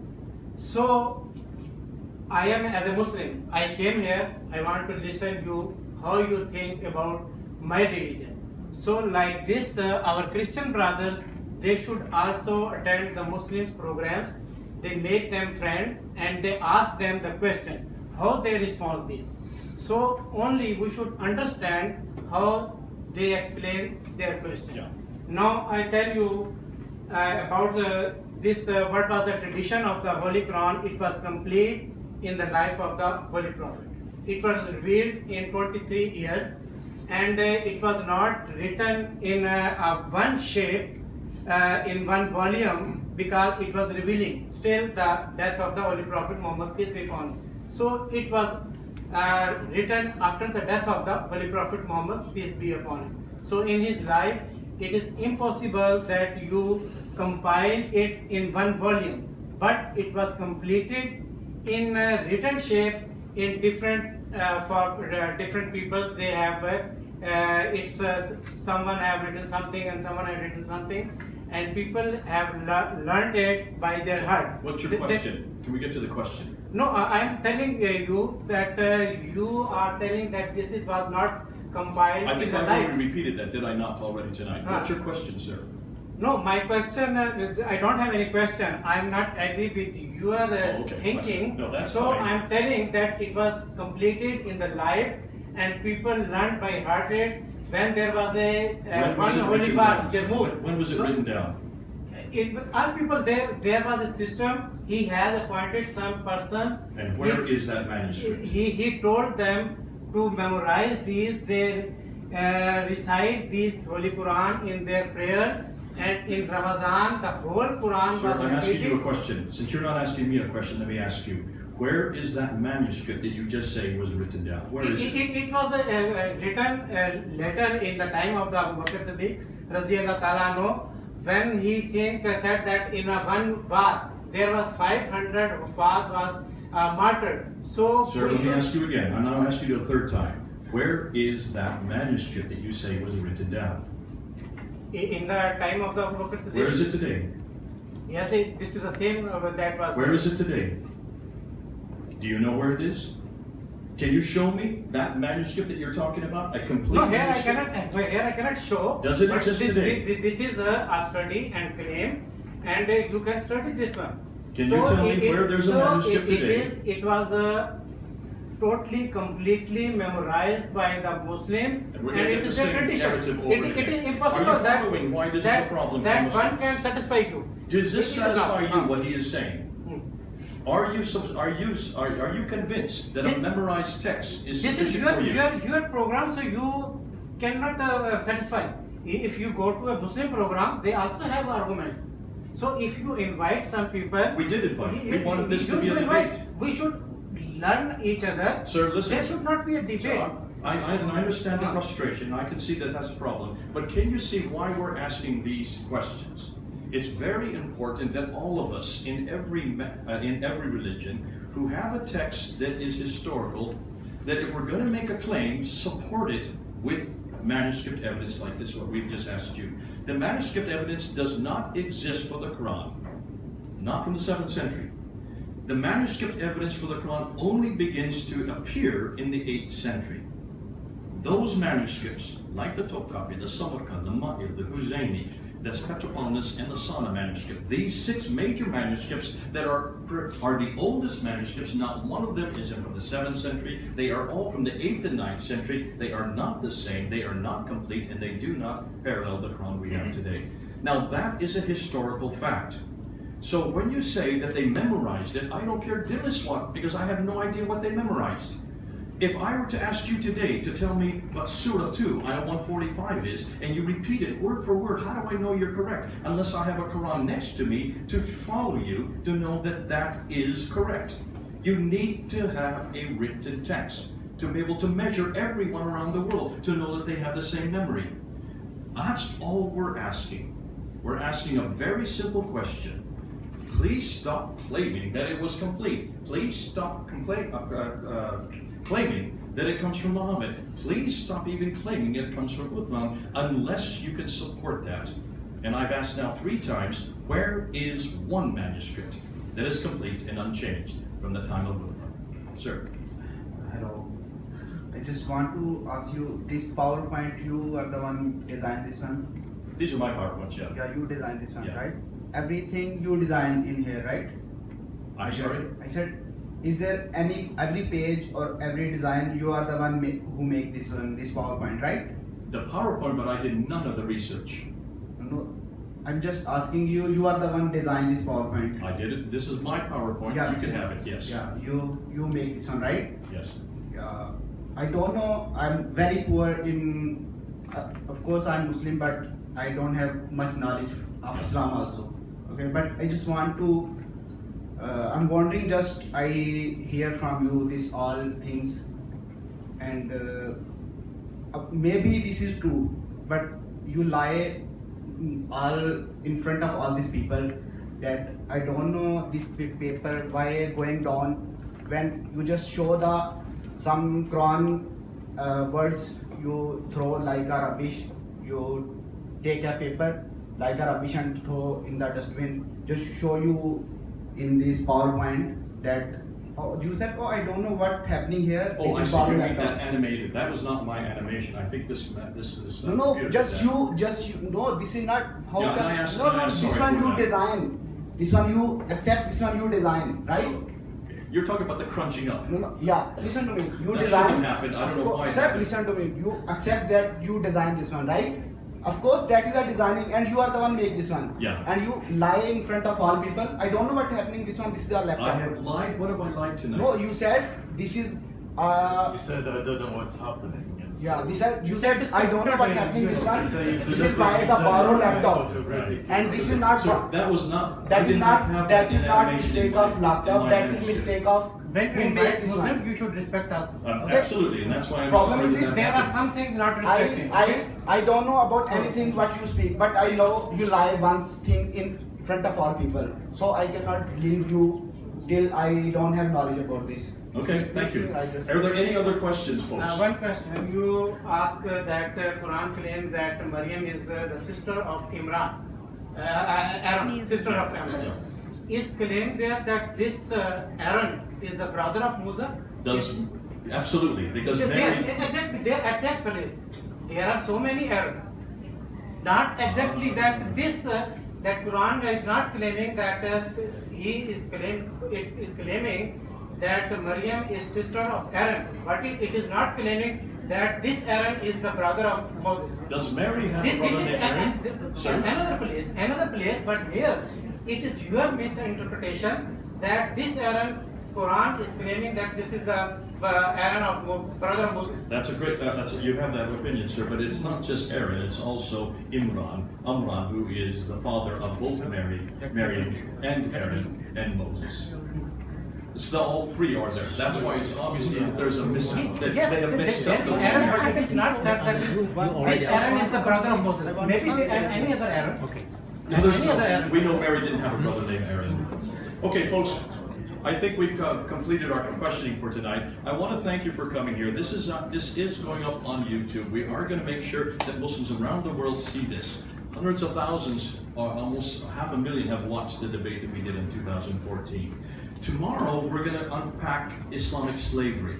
This is the big elephant that no one's talked about. We're going to look at the statistics of what Islam has done with slavery. We're going to look at some of the original texts. We're going to look at the quotations of some of the great men of Islam, what they said about black people. And it's not pleasant hearing.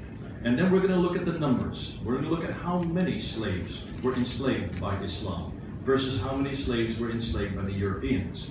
And then we're going to ask which were the people that abolished slavery. Has there ever been an abolition movement within Islam?